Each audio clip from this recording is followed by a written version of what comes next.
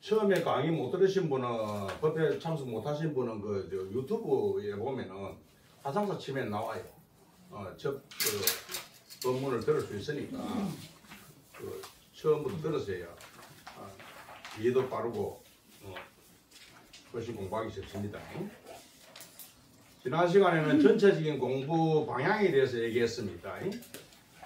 깨달음은 이성적인 혈림으로는 알 수가 없고 감성인 느낌으로 알아진다고 했죠. 그죠? 그러므로 우리 담마야나 불교 대학원의 공부는 여러분이 느낄 수 있도록 도움을 주는 게 주된 방향이지 지식 습득은 2차적인 겁니다. 뭐 많이 알고는 상관이 없습니다. 그리고 who am I? 나는 누구인가? 자기 존재에 대한 질문을 멈추지 말고 가지라는 주문을 했었죠, 제가. 우리의 본성은 너무나 맑고 밝지만은 스스로 그 사실을 갖다가 체득해야만이 지혜로워질 수 있다 했습니다. 그 체득을 한 번이면 충분해요. 경험 한 번만 딱 하면은 막 일사천리로 그냥 살아가는 게 쉬워지는데 우리는 그 한 번의 경험을 못 해가지고 이 뭔고 하고 이렇게 의심을 하고 살아가는 거예요. 한 번만 딱 쳐다보면 돼요. 예전에 소철 9번 그릇 고쳤다는 그 구정스님이라는 분이 계셨어요. 아마 들었을 거라. 9번 소철 걸게 만들어도 아무 불평 불만 없이 묵묵히 소철 걸었어요. 그런데 하루는 이 구정스님이 자기 스승님한테 스승님 부처가 뭡니까 하고 물었어요. 물으니까 스승이 대답하기를 갖다가 적심시불이니라 이랬습니다.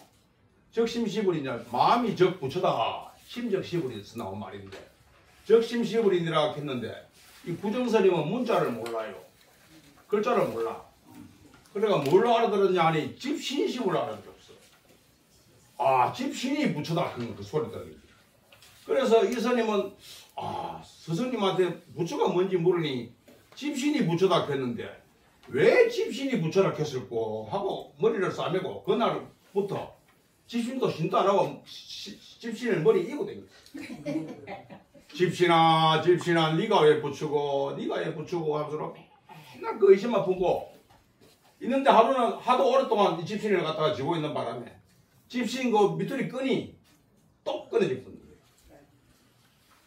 그 끊어지는 소리가 뚝 하고 귀에 들렸어요.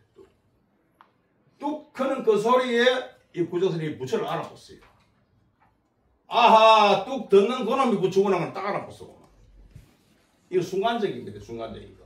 뭐 글자 한자 모르는 일자 무식군 구정스님도 집신이 왜 부처인고 하는 그 의심 하나 품고 있다가 그 뚝 끊어지는 그 소리에 부처를 봐보던 부처가 뭔지를 알아봤어요. 제가 예전에 한참 출가해가 얼마 안 돼가지고 어느 스님한테 텐트를 하게 선물 받았는데 무슨 텐트를 선물 받았냐 하니까 군용 텐트 A자에 딱 혼자 잘 수 있는 텐트를 하게 선물 받아가지고 그 길로 제가 가는 데마다 그 텐트를 짊어지고 다녔어요. 막 절에 만나면 절에서 자고 절을 못 만나지 뭐 숲에서 자고 이랬는데 숲속에서 어느 날 텐트를 쳐놓고 딱 앉아있는데 그럼 텐트가 천막이 많이 앞섭니까? 얇은데 한참 이렇게 가만히 앉아 공부를 하고 있노라니 낙엽이 한 개 톡 떨어졌어요. 텐트 위에.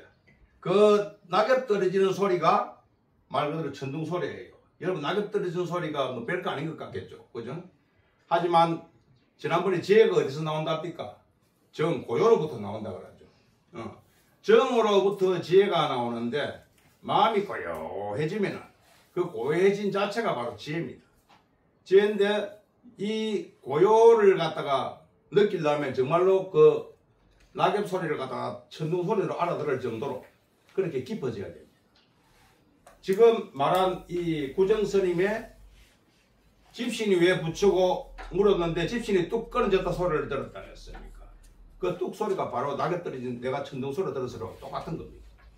뚝 끊은 그 소리에 바로 깨지 바로 바로 알아버려야 돼. 바로 직진이라 직심. 뭐 직심이라고 직심. 집신이 아니고 직심. 고든 마음입니다. 고든 마음. 이것저것 헤아리면 안 되고 바로 나아가는 마음이라야만 깨달을 수가 있습니다. 이것이 뭘까 저것이 뭘까 이렇게 헤아리면은 깨칠 수가 없어요. 깨달음이라는 것은 곧바로 거기서 알아버려야 돼요. 알아버려야 그게 깨침이다 이겁니다. 우물쭈 망설이면 안 됩니다. 한 남자가 자기가 사랑하는 여자랑 잔디밭에 딱 앉아가지고 사랑 고백을 하려고 그러는데 이 남자가 부끄러워가지고 우물쭈물하면서 호주머니에서 뭘 끄집어내는데 말로 하기가 부끄러워가지고 글로 쏜 편지라 당신을 처음 만난 날부터 어쩌고 저쩌고 하면서 편지를 쭉 읽어갑니다. 읽어가는 여자가 대뜸 말을 딱 자르면서 결국 그 얘기는 나를 사랑한다는 얘기가 아니에요? 그럼 사랑하세요. 바로 그 말입니다. 사랑하면 될 걸 가지고 사랑이 어쩌고 저쩌고 깨달으면 될 걸 가지고 깨달음이 어쩌고 저쩌고 해본들 아무리 헤아리 본들 소용이 없다는 얘기입니다. 그죠? 그러니까 사랑처럼 우리 깨달음도 뭐 주절주절 뭐 이렇게 그 소리 작은 소리 다는 게 없습니다. 배고프면 밥 먹고 잠하면 잠자는 게 깨달음이에요. 어렵지 않습니다. 그런데 우리는 그 군말이 필요 없는데 우리 스스로 군 더덕이 생각을 많이 집어넣어가지고 스스로 자기 자신을 모르게끔 스스로 방해를 하는 거예요. 제가 우리 불교 전법대학원을 갔다가 왜 단기 불교 전법대학원을 했는지 압니까? 단기 짧은 시간이란 말입니다. 깨달음에 많은 시간을 갖다가 소모할 필요가 없기 때문입니다. 없기 때문에 지난 공부 그 마하를 시작하면서 옳고 삿된 스승의 잣대를 갖다가 생멸 없는 법과 무유정법을 말하는 자가 옳은 스승이다라고 말한 거 기억하죠? 네. 그런 사실은 한 번만 자기 정체를 봐버리면 자연적으로 모두 알아져요. 알아지는 건데 구하기만 하면 알고자 하기만 하면 구해지고 알아지는 것인데 알고 나면 즉시 지혜로워집니다. 핵심으로 나아가면 되는데 핵심은 지금 당장의 느낌. 지난번에 얘기했잖아. 부처님께서 그랬다고. 그렇구나. 한번 해볼까요? 그렇구나. 이거 한 번 하면 되는데 그걸 못해가지고 우리가 헤매고 있단 말입니다. 깨달음에 많은 시간이 필요치 않기 때문에 제가 단기 불교 전법 대학원이라는 말을 사용한 겁니다. 그죠? 목법 연화경 법화경이라고 그러죠. 제12품 제바달다품이 있는데 제바달다품을 보면 단시간에 깨닫는 이야기가 나옵니다. 제바달다품은 제바달다는 대바다다에서 온 말이죠. 뭐 여러분들 불교 방송에 부다 보죠. 보시면 많이 있을 거라 드라마. 부다의 경쟁자로 등장하는 사람이 사촌인 대바다다입니다. 아주 뭐랄까 악인으로 등장을 합니다. 등장을 하는데 사실은 이 제바달다품에서 서가모니 부처님께서는 제바달다는 내 전생의 스승이라고 말하고 있습니다. 스승이다라고 말을 하고 있고 그리고 제바달다에게 수기를 내립니다. 언제 부처가 될 것이라는 수기를. 이 제바달다는 부처님을 3번이나 살해하려고 했어요. 3번이나 죽이려고 했지만 다 실패를 했어요. 근데 끈질기게 죽이려도 안 돼가지고 결국 제바달다는 어떻게 했습니까? 지금 우리 조계종 같으면 조계종단에 탈퇴를 해가지고 다른 종단을 만들어 본다. 그 정도로 배반을 갖다가 일삼는 인물이 대바다다인데 이 대바다에까지 성불 수기를 준 분이 부처님이십니다. 네. 이 부처님께서 제바달다품에서 지적보살이라는 보살이 다보열애와 같이 온 보살인데 그 보살이 부처님 이제 저는 여기서 하직 인사를 하고 본국으로 돌아가렵니다 하고 인사를 합니다. 인사를 하는데 부처님께서 하시는 말씀이 지적보살아 저기 문수보살이 오고 있으니까 문수보살을 만나고 가는 게 어떻겠노 하고 권합니다. 그러니까 지적보살이 알았습니다 하고 문수보살을 맞이를 합니다. 그때 문수보살은 사가라 용궁이라는 용궁에서 법회를 열고 마치고 돌아오는 길이었어요. 그래서 용궁 법회는 어땠습니까? 라고 지적보살이 물으니까 용궁에 갔더만은요. 용궁에서 내가 법화경을 설했더만은 용궁에 있는 모든 사람들이 깨달음을 이루는 것은 물론이거니와 사가라 용왕의 8살 난 딸이 하나 있는데 그 딸이 내 법문을 듣자마자 그 자리에서 무상정등정가 부처님의 깨달음을 이뤘대. 그러니까 지적보살이 믿지를 않았어요. 그 당시 풍습이 뭐냐면은 여자는 부처가 못 된다는 게 풍습이에요. 통설로 내려오는 게. 여자는 부처나 전륜성왕이 될 수 없기 때문에 부처나 전륜성왕이 되기 위해서는 몸을 남자로 바꿔야 된다라는 설이 내려오고 있는데 하지만 부처님은 그걸 부정하셨습니다. 그런데 경전 곳곳에 그런 내용이 등장을 합니다. 이제 우리 대목에서도 똑같이 등장을 합니다. 그러니까 옆에 있던 사리불존자는 부처님의 10대 제자 중에 한 사람이죠. 사리불존자도 덩달아서 무슨 8살 나온 꼬마 여자아이가 무슨 깨달음을 이뤘단 말이고 하고 문수보살의 말을 믿지를 않습니다. 않으니까 어찌 알았는지 사가라 용궁의 딸 8살 난 이름이 용녀인데 용녀가 그 자리에 탁 신통절로 우리가 나타납니다. 나타나가지고 용녀가 자기 호주머니에서 구슬 하나를 탁 꺼내가지고서는 부처님한테 탁 드려요. 그러니까 부처님이 그걸 탁 받죠. 받으니까 용녀가 하는 말이 사리불존자와 지적보살한테 하는 말이 보시오 내가 지금 부처님한테 구슬을 드렸는데 내가 구슬을 드리고 부처님이 받은 일이 빠르지 않나이까 하고 묻습니다. 그러니까 사리불존자가 와 과연 빠르도다 이랬습니다. 그러니까 이 용녀가 하는 소리가 내가 부처되는 것은 그보다 더 빠른 것을 보이겠노라 하면서 딱 그 자리에서 모습을 남자로 바꿔가지고 남방무구세계로 가서 탁 부처님의 상호를 하고서는 묘법을 설하는 장면이 나옵니다. 그게 잠깐 사이의 일이었다라고 기록을 하고 있습니다. 그 잠깐 사이의 일, 그것이 깨달음입니다. 근데 참고로 제가 이제 여기 그 사리불 존자가 유마경에서도 똑같이 여자를 갖다가 하대시하는 이야기를 해드릴게요. 재밌는 이야기니까. 제가 경전 중에서 가장 좋아하는 경전이 유마경인데 유마경은 참 재밌습니다. 읽어보면은 그 유마경에 보면은 천녀가 한참 유마의 방이라고 있습니다. 유마의 방은 말 그대로 불과 사이의 방입니다. 우리 생각으로서는 헤아릴 수 없는 방이라. 요거만한 방이라고 칩시다. 요거만한 방에 3만의 보살이 들어가고 10만의 야차 근속들이 들어가고 온갖 대중이 다 들어차도 방은 비좁지 않았다 하는 그 경전에 나옵니다. 그 유마의 방에서 천녀가 하늘 여자가 나타나서 꽃을 뿌립니다.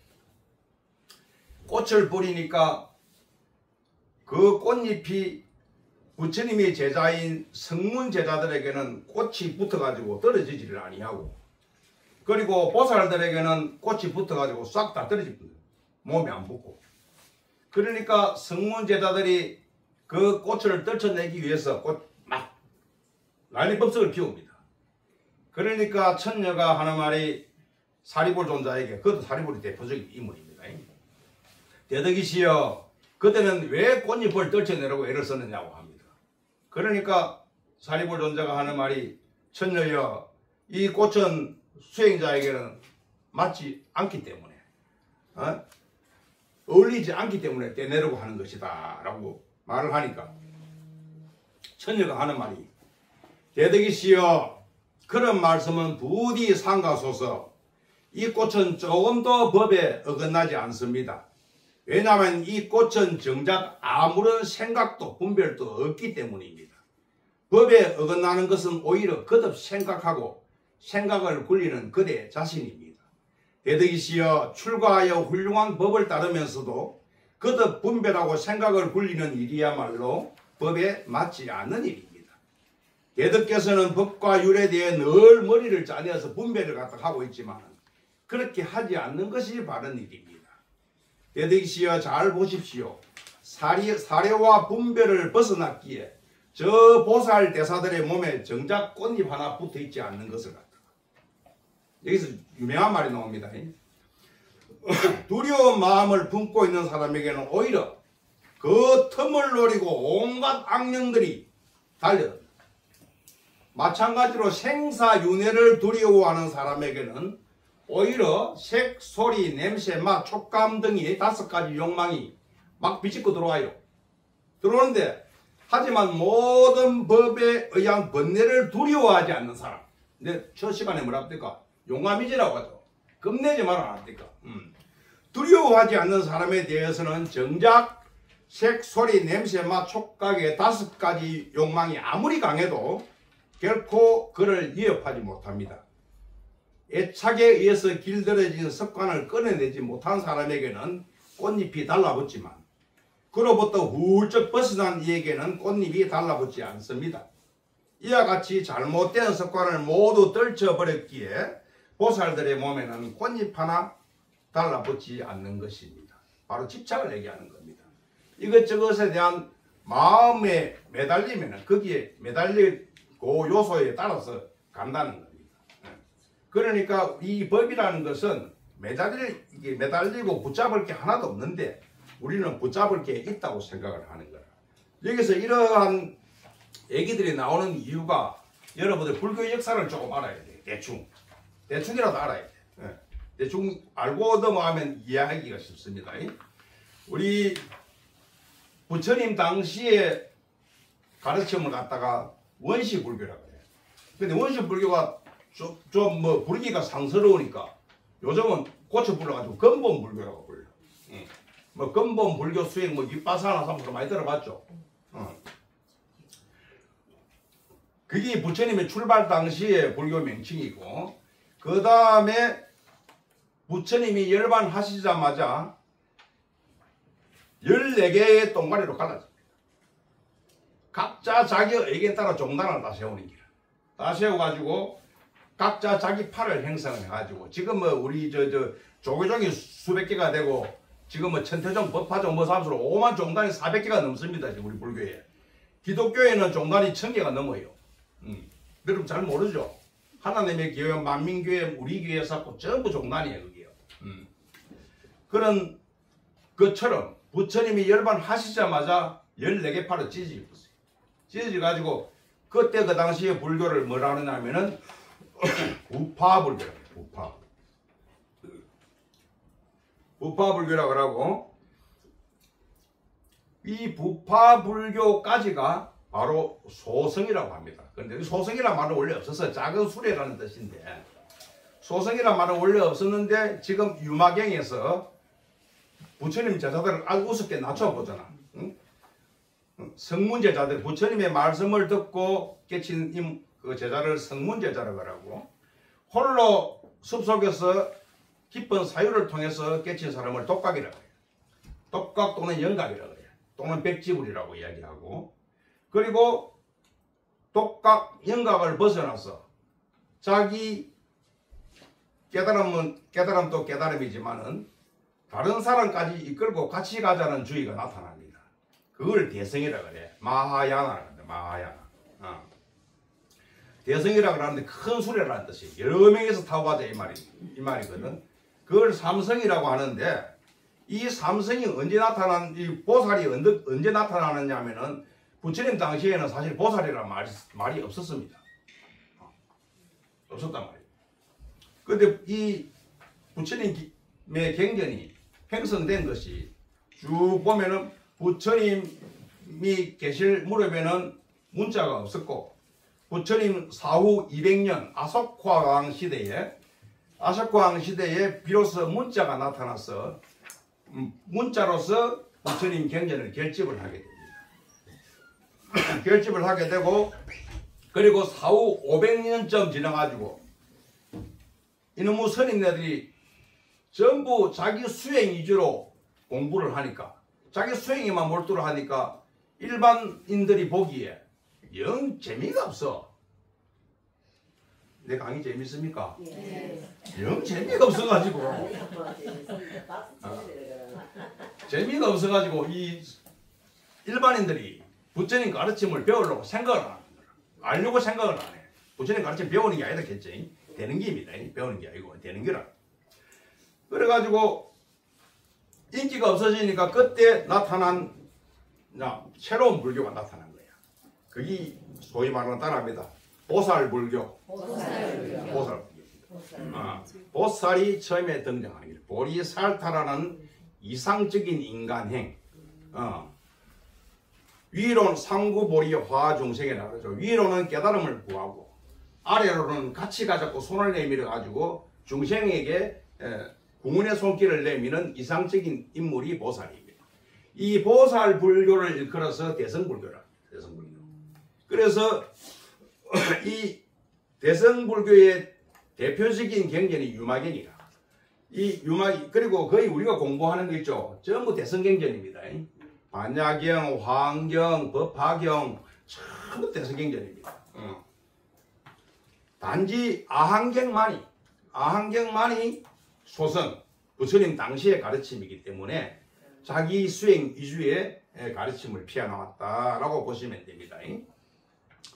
그래서 이 보살불교가 등장을 해서 수많은 대성경전들이 쏟아집니다.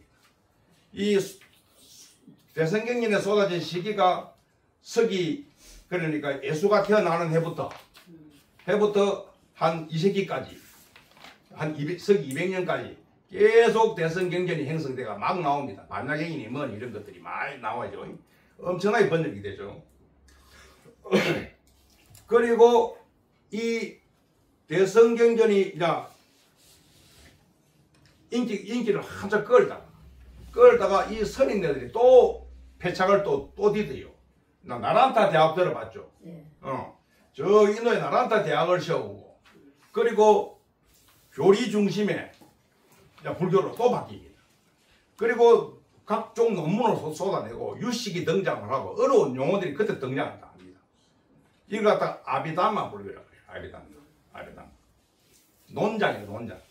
논문이 쏟아지는 그 당시 뭐 불교적 학문적으로 따지면 발전은 많았지만 실질적인 종교로서의 역할은 아주 못해도 못해요. 왜냐? 너무 어려웠기 때문에 민중들이 가까이 할 수가 없었습니다. 할 수가 없어가지고 주로 귀족들, 왕족들이 보는 그리고 언어도 산스크리트어이 일반인들이 사용하는 언어가 아닙니다. 아주 고급 언어입니다. 고급 언어이기 때문에 그 고급 언어를 갖다가 일반 민중들이 알 리가 없죠. 그래서 요즘 뭐 빨리어로 된 경전이 뭐 유행하고 있죠. 빨리어는 일반인들이 쓰는 언어입니다. 그래서 빨리어 경전이 지금 전해져 내려오고 이랬는데 그 아비담마 불교가 등장을 하면서 불교는 완전히 그냥 뭐 인기가 싹 사라졌어요. 사라지는 순간에 드디어 또 불교가 또 살아납니다.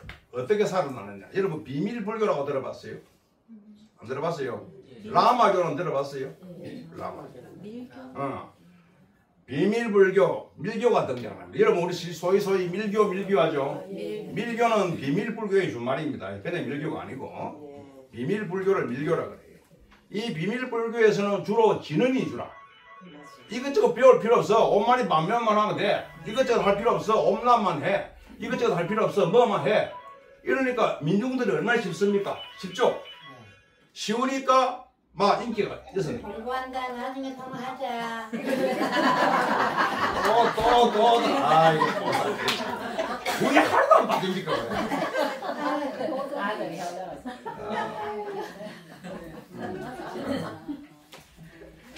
그래가지고 이 비밀불교가 주로 티베트의 라마성에 의해서 많이 전파가 됐는데 인도에서 엄청난 인기를 끌었어요. 그래가지고 비밀불교가 승행을 했는 거야.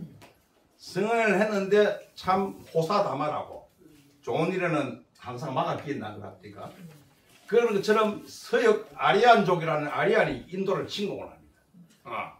페르시아에 아니십니까? 아리안족이 침공을 해가지고 인도 전역을 갖다가 싹 쑥대밭으로 만들어버려요. 쑥대밭으로 만들어버리니까 종교가 무슨 필요합니까? 싹 사라져버렸습니다. 12세기에 걸쳐서 인도에서는 불교 불자도 없었어요. 싹 다 죽고 아사코왕 석주가 겨우 지금 살려놨는데 하여튼 이 아리안족의 침입에 의해서 불교는 말 그대로 싹 망해버립니다. 망해버리고 그때까지 바라문교, 부처님 전에 있었던 그 종교가 바라문교거든. 그 바라문교가 뭐냐면 힌두교입니다. 힌두교. 베다를 중심으로 해서. 힌두란 말이 인도란 말이라 인도. 인도 사람들이 믿는 종교가 인도교, 힌두교입니다. 그 인도 사람들이 처음에 바라문교를 믿었는데 불교가 살아나니까 바라문교는 영 사라진 줄 알았는데 바라문교의 뿌리가 워낙 깊어가지고 아리안족이 물러가거나 침공을 한 뒤에 물러가고 난 다음에 불교가 살아난 게 아니고 뭐가 살아났다? 바라문교가 살아났다. 그러니까 인도에서는 불교는 싹 사라져버리고 힌두교만 남았다. 지금 현재 인도 인구의 1% 정도가 불교를 갖다가 믿고 있는 정도, 1%도 안 될 겁니다. 그 정도 되고 지금 현재는 인도가 그렇게 잠식을 해버렸고 그 대신에 아리안 그 비밀 불교하고 대성 불교가 있냐? 중국, 우리나라, 일본으로 건너와서 대성 불교의 꽃을 피우죠. 꽃을 피우고 지금 현재 태국이나 미얀마 저 남방 불교권에는 아직까지도 소성 불교기를 행성을 하고 있다라고 보시면 됩니다. 그 불교 이 역사를 대충 알아야 흐름을 갖다가 알아야 지금 오늘 하는 이야기를 갖다가 이해가 훨씬 쉬워요. 그래서 이 유마경에서 이 천녀가 바로 이 부처님의 제1제자라고 불리는 사리부를 갖다가 말 그대로 완전히 막 무시를 하잖아요. 무시를 하는 장면이 계속 나옵니다. 이야기해드리기 재밌습니다.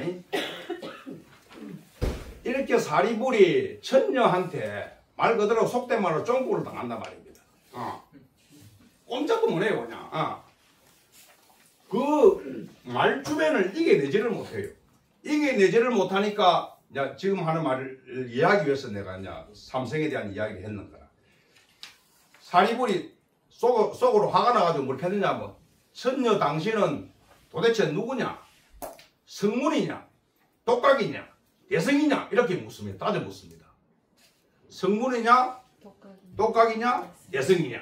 그러니까 그 중에 당신은 어디에 속하기를 그렇게 말 잘하고 그렇게 나를 갖다가 능가한단 말인가?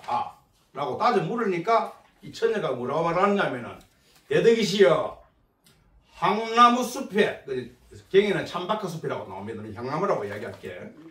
향나무 숲에 들어간 사람은 향나무의 향기만 맡을 뿐 다른 냄새를 맡을 수 없는 것처럼 이 방 안에서 일어나는 일입니다. 이 방처럼 이 방에는 오직 불법의 공덕 향만이 있기 때문에 성문이니 독각이니 대성이니 하는 분배를 낼 수가 없습니다. 맞잖아요 말이요. 불법의 공덕향이 가득 찬데 뭐 성문 독각 뭐 대성이 뭐 소용이 있겠습니까?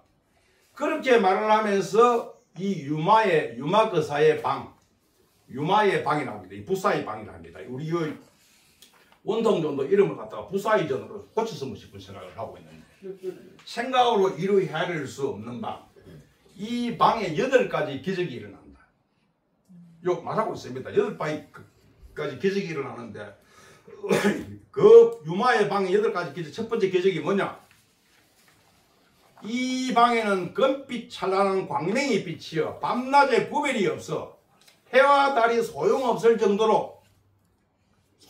정도로 불가사의하다. 불가사의란 말 들어봤죠? 계속 하잖아. 불가사의가 뭔지 알아요 여러분?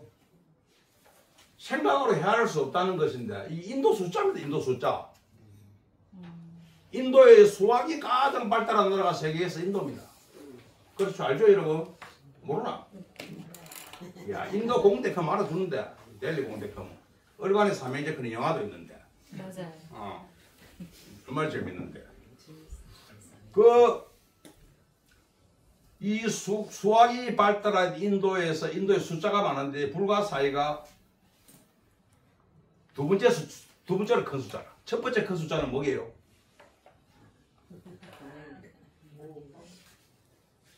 최고 큰 숫자는 뭐라 그래? 응? 1이라. 이런 문제도 속하다 한다. 무량대수라 그래요. 무량대수. 한량이 없다. 큰 수가 한량이 없다. 무량대수를 인도에서는 가장 큰 숫자로 치고 그 다음에 큰 숫자가 불가사의야. 생각으로 헤아릴 수 없다. 이게. 그래 이 방에는 끌빛 찬란한 광명이 비쳐서 밤낮의 구별이 없기 때문에 첫 번째 불가사의고 두 번째 불가사의는 이 방에 들어온 사람은 번뇌에 시달리는 일이 없다. 번뇌. 탐욕이나 성냄이나 어리석음이 일어나지 않는다. 이겁니다. 앞으로 우리 방 이렇게 만듭시다. 이 방에는 번뇌에 시달릴 일이 없다. 그게 두 번째 불가사의다. 자, 세 번째 불가사의는 이 방에는 언제나 제석청과 범청과 사천왕, 불국토에 보살들이 운집하여 물러가는 일이 없다. 이 안에만 불보살들이 가득 찾는 게야. 천신들이. 사천왕 뭐 있어? 사천왕 다 있네 이게 보니까. 확실하잖아요. 그것이 세 번째 불가사의. 네 번째 불가사의. 이 방에는 언제나 법의 음성이 끊이지 않으니 육바라밀과 불태전의 법륜을 중심으로 한 설법이 이루어진다. 그래서 이것이 네 번째 불가사의다. 설법이 이루어지고 있잖아.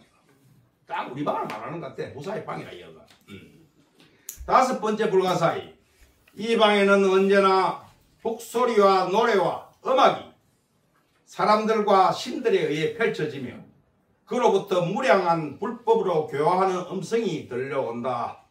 음성이 들려옵니까? 음악 소리 들려옵니까? 이 다섯 번째 불가사의다. 여섯 번째 불가사의. 이 방에는 언제나 보석이 가득 찬 네 개의 큰 상자가 있다. 그것을 가난한 사람들에게 아무리 나누어줘도 결코 바닥을 드러내는 법이 없다. 이게 여섯 번째 불가사의. 여섯 번째 불가사의 조금 이따 퀴즈 나갑니다. 이 방에는 언제나 일곱 번째 서가열애를 비롯한 무뱅광열애, 부동열애, 보길상열애, 보염열애, 보월열애, 보험열애, 난성열애, 일체의 성치열애, 다보열애, 사자오열애, 사사성열애 같은 시방에 무량한 열애들이 내려왔어 열애의 비밀한 법문으로 들어가는 길을 알려주고 나서 돌아가곤 합니다. 그것이 일곱 번째 불가사의다. 여덟 번째 불가사의. 이 방에는 언제나 모든 신들이 머무는 궁정과 광명과 불국토의 공덕에 의해서 일체 광명이 나타난다. 여덟 번째 불가사의다. 그러면서 천녀는 사리불에게 대덕이시여 이 방에는 언제나 평소에 볼 수 없는 불가사의한 일들이 나타납니다. 이와 같이 불가사의한 일을 목격할진데 누가 굳이 성문의 법을 따르려고 하겠습니까? 라고 이렇게 또 사리불을 쫑고 줍니다. 말 그대로. 안 그렇습니까? 불법에 공덕하니 가득한데 망한다고 성문이니 보살이 그거 따라갑니까? 우리 담마야나가 뭡니까? 그래 한문으로 하면 법성 아닌가 법성. 법에 올라탄 소리다 말이야. 법성이 곧 불법에 공덕하니 가득한 그 소리를 이렇게 잘 짓지 내가. 그지? 안 그렇습니까? 자 문제 나갑니다. 요 맞춰서는 별 5개다. 이제 막 여섯 번째 불가사의에서 이 방에는 4개의 큰 보물상자가 있다 그랬어. 응? 그 보물상자가 있어가지고 가난한 사람에게 아무리 퍼줘도 바닥 나는 일이 없다 그랬어. 4개의 보물상자가 무엇일고?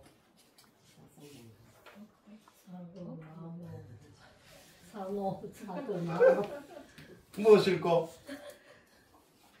아니 우리 불교 대학원이라 불교 대학 나온 사람도 알아야 돼. 이건 다 알아야 돼. 이거. 4개의 보물상자. 사성제. 보물 상자가 있다는 보물 상자가 있네요. 퍼즐도 마르지 않는다 그러는데. 힌트 줄까? 네. 힌트 주면 안 되는데 이거. 보살이 하는 일이다. 바보씨, 보살이 하는 일. 덕보씨 이런 건가? 아이고 내가 알려줘야 돼.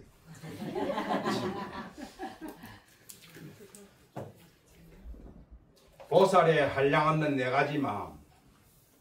보배의 네 상자가 가득가득 들어있다 납니까? 네. 퍼져도 마르지 않는다 했습니까? 보살의 한량 없는 네 가지 마음이 사무량심이라고 들어봤죠? 네. 자, 비, 히, 사. 자는 남에게 기쁨을 주려고 하는 마음이에요. 비는 남의 슬픔을 건져주려는 마음이에요. 희는 남과 기쁨을 같이 기뻐한다는, 남의 기쁨을 같이 기뻐한다는 이야기입니다. 사라는 것은 평등하게 다 대한다는 말이에요. 평등하게. 이 자비희사는 보살이 가져야 할 기본적인 네 가지 덕목이라. 그래서 보살의 한량없는 네 가지 마음을 사무량심. 이 자비희사를 아무리 부려도 줄어드는 법이 있습니까? 아니요. 없잖아. 그게 뭐라? 우리는 불교대학가 나와도 척 큰 게 내가 네 개의 방이 먹고 그것도 바로 알겠던데 나는. 그걸 모르네. 그러니까 이 사리불이 천녀에게 또 무시를 당하니까 이번에 또 사리불이 있나? 왜 또 덤벼드는 거 아닙니까? 천녀한테. 천녀여, 그대는 굳이 여성으로 남아있을 것이 아니고 남자가 되는 게 어떻겠노 하고 딱 청을 합니다. 사리불이. 그러니까 남자가 돼야만이 부처가 될 수 있다는 그 당시 사회적 통념이라.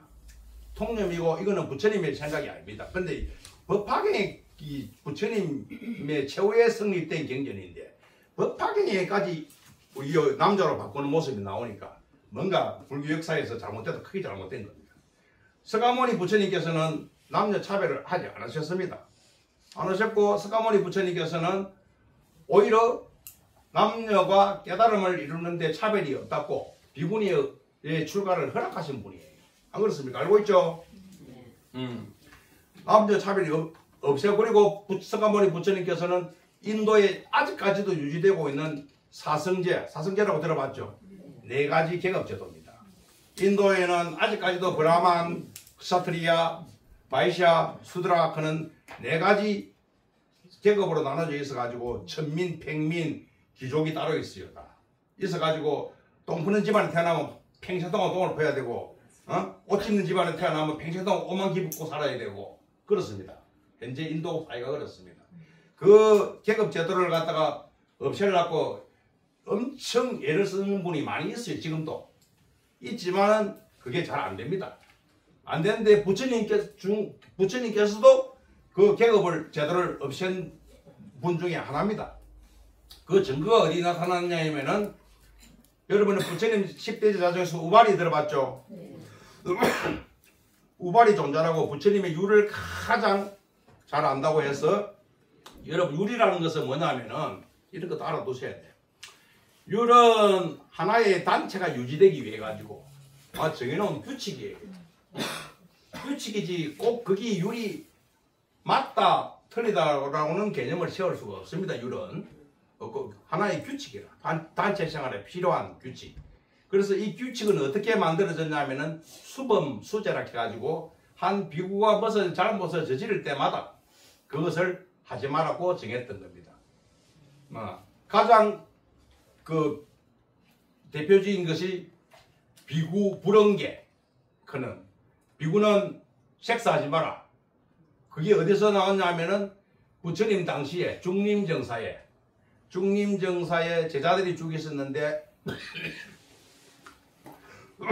제자들 중에 한 사람이 출가를 했는데 속가에 살던 마누라가 찾아와가지고 그 중림정사 대숲에 가서 자기 아내랑 같이 섹스를 했어. 그게 대중들한테 들통이 나가지고 싹 소문이 퍼졌다.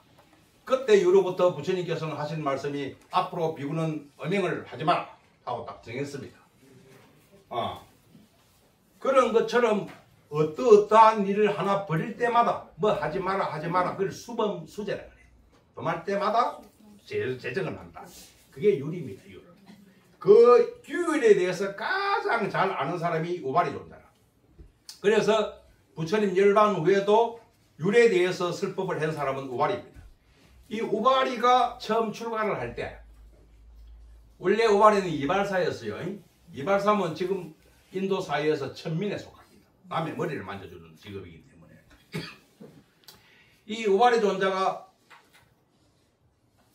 부처님의 사촌들이 왕자들이 서로 앞다투어 출가를 하기 위해 가지고 머리를 깎아달라고 줄을 서는 바람에 우발이 존자 자기도 출가를 하고 싶었는데 이는 왕자가 머리 깎아준다고 지는 출가를 늦어가는 거야.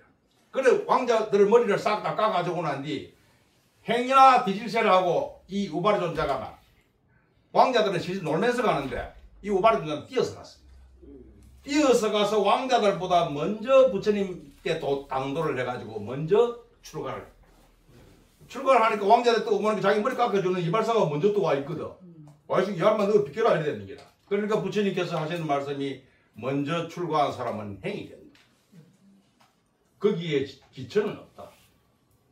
우발이 존자의 행이라고 불러요. 왕자들이 할 수 없이 부처님 말씀 따라 사행님이라고 부르는 겁니다. 자기들은 그 사찰의 왕족인데 천민에게 그걸 부처님께서는 타파하신 분이라. 계급제도를. 맞죠?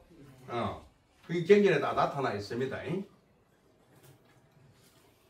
그래서 부처님께서는 남자 여자의 구별이 없는데 여기 사리불은 끝까지 천녀한테 그대 몸을 남자로 바꾸는 게 어떻겠나 하고 이렇게 청을 하니까 이 또 천녀한테 사리불을 또 당합니다. 어떤 식으로 당해요? 이번에는 대동당해요. 어떻게 당하느냐? 이 천녀가 신동력을 부려가지고 사리불을 여자로 만들어 봅니다. 사리불을 자기 몸으로 만들어 보고 자기는 사리불이 되어버려요. 천녀가. 그래서 사리불이 된 천녀가 된 사리불한테 길어갔다가 그때는 와 여자의 몸을 지니고 남자로 바꿀 생각을 하지 않냐고 도로 묻습니다. 도로 물으니까 천녀가 된 사리불이 뭐라 대답하느냐 하니까 내가 여자가 된 사실이 실감이 나지 않습니다. 실감이 나지 않기 때문에 바꿀 생각이 없다 이겁니다. 남자였던 내가 여자의 몸으로 바뀌었지만 나 자신은 그것을 실감할 수가 없습니다. 그러니까 이 천녀가 한다는 말이 그렇게 되덮여서 단지 여자의 몸을 취하고 있듯이 다른 여자들도 단지 그 모습이 여자의 모습일 뿐이지 원래는 여자의 모습과 아무런 상관이 없습니다. 그래서 세종께서는 일체의 존재는 여자니 남자니 하는 것과 아무런 상관이 없다고 말씀하신 것입니다. 그죠? 제가 이제 서가모니 부처님의 행적을 말씀드렸죠. 비구니를 출가시켜서 남녀 차별을 없앴고 남자 여자가 뭐 여자로서 출가 못한다 그런 통념을 깨신 분이고 그리고 계급제도도 깨신 분입니다. 이런 외행적인 모습을 가지고 이것이 나다 하고 판단할 요소가 없죠. 내가 남자다 내가 여자다 하는 그 요소로 이것이 나다라고 판단할 수 있습니까? 없잖아요. 여러분 장자 읽어보면 장자가 나비가 된 꿈을 꿨다는 이야기 나오죠. 장자가 꿈속에서 나비가 되고 헐레 날아다녔는데 그러다가 꿈에서 또 깼는데 이는 꿈에서 깨워보니까 이 장자가 나비가 장자가 된 게인지 장자가 나비가 된 것이 그걸 모르겠는 거야. 자기가 나비인지 장자인지 뭔가를 모르겠어. 꿈속에서 깨고 나니까. 그것이 애행적인 모습으로는 자기를 갖다가 판단을 내릴 수가 없다는 이야기입니다. 금강경에 나오죠. 금강경에 따라 해볼래요? 야기 새끼나 이영성구와 시인 행사도 불능견열에 경력이 사오개잖아요. 야기 새끼나 나를 갖다가 모양으로서 보려 하거나 이음성구와 나를 음성으로서 구하려 한다면 시인 행사도 이 사람은 사된도를 행하는 것이다. 나쁘게 되면. 응? 그러므로 불능견이래 이런 사람은 결코 부처를 만날 수가 없다고 했습니다. 그러니까 외형적인 모습을 가지고 이것이 나다 하고 판단을 내리면 안 된다는 말이죠. 예.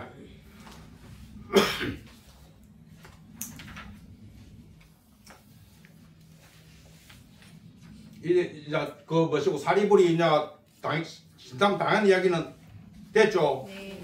아까 퀴즈도 했고, 네. 응? 그리고 다시 돌아가 봅시다. 그게 용궁 이야기로 돌아가 용궁 이야기로. 응?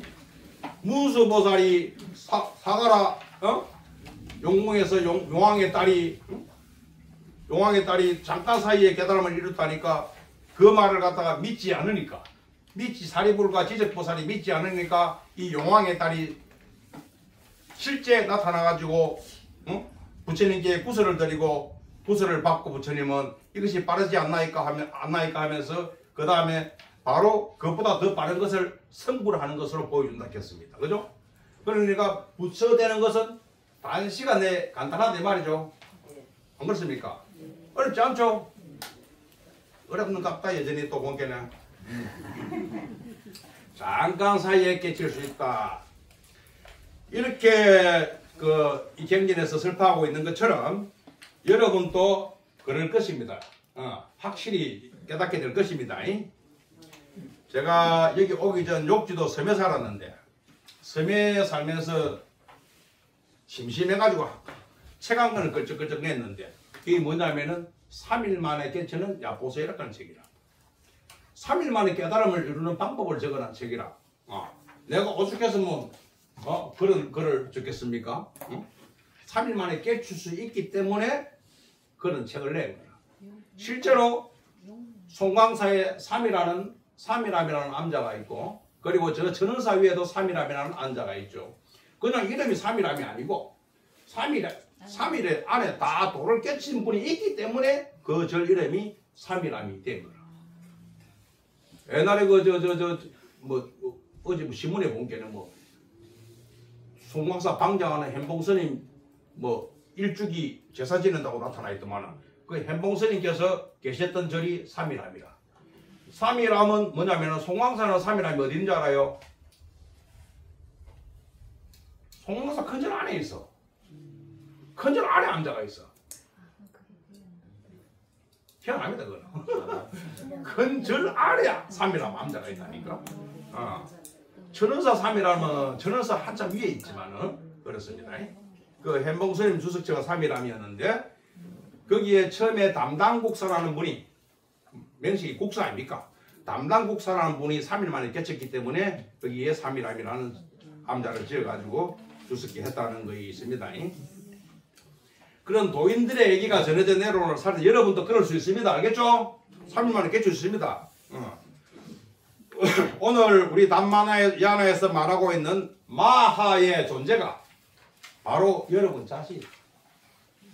이때까지 마음이니 나는 누구인가 했는데 마가 뭐니 했는데 마라는 것은 바로 여러분 한계 지을 수 없는 여러분 자신의 모습이라. 응? 비교할 수 없이 큰 것이 다름 아닌 여러분 자신이라고 전하니까 어떻습니까? 안 놀랍습니까? 네. 마하가 여러분 자신이다. 이 말 끝에 그렇다 하면은 그런 것입니다. 왜? 그런 방향으로 나아가기 때문에.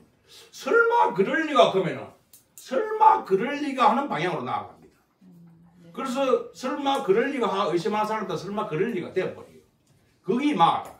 마하는 무엇이든지 허용하는 게 마하입니다. 그리고 딱 그대로 됩니다. 뜻대로. 그 솔직한 그게 마하이기 때문에 이 마하의 이 방향, 성질을 여러분들이 잘 알아야 돼요. 이 마하 세계에서는 모든 것이 생각대로, 뜻대로 한치도 어김없이 다 그대로 이루어집니다. 놀랍습니다. 이야기 들으면 놀랄 거라. 여러분들 스스로 몰라서 그렇지 지금껏 살아오면서 여러분 자신의 뜻대로 안 된 일 하나도 없습니다. 안 된 일 있습니까? 선택은 내가 했어요. 에이 선생님 뜻대로 안 된 일이 얼마나 많은데 그겠지 안 그렇나? 네. 뜻대로 안 된 일이 많잖아요. 네. 저 뭐시고 영남 어디고 저 대구에 한교 있지 한교. 한교에 저 강의 나가시는 이완 무슨 그 영남대 무슨 철학 박사를 하는 분이 뭐냐면은 뭐라 했냐면은 늘 하시는 18번 말씀이 인생은 뜻대로 되는 게 아니다. 그분 18번이라 맹생이 대학 교수가. 그런데 나는 그 반대로 얘기하잖아. 뜻대로 안 된 일은 하나도 없습니다. 에이, 안 된 일도 얼마나 많은데 하겠지만은, 안 된 일들도 자기 뜻이 그랬기 때문에 안 된 거라. 안 된 것도. 그렇죠? 자기 뜻을 파악을 잘못해서 그래요. 응? 자기 뜻을 갖다가 제대로 진실한지, 내 뜻이 진실한가, 진실하지 않은가, 그걸 잘 파악을 해야 돼요. 여러분, 과거를 한번 생각해봐라고. 내가 안 된 일이 정말 내 진실한 뜻이었는데 안 됐을까? 내가 된 일이 진실하지 않은 일이었을까? 이런 생각을 해봐라.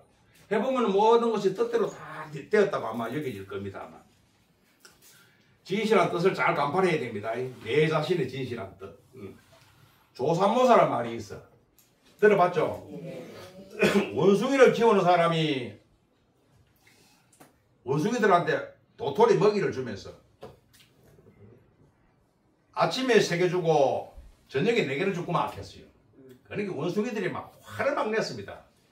무슨 먹이를 그래 주느냐고 화를 내니까 이 원숭이 주인이 다시 말을 바꿔가지고 그러면 아침에 4개를 주고 저녁에 3개를 주고만 했어요. 그러니까 원숭이들이 좋다 박수를 쳤습니다. 똑같은 숫자인데 그죠? 예, 우리가 이 조사모사를 갖다가 뭐 밴드기 죽을 듯한 사람을 갖다가 뭐 조사모사라 그런 얘기를 하는데 그 밴드기 죽을 듯한 뜻이 아닙니다. 이거는 우리 조사모사의 뜻을 파악을 잘해야 됩니다.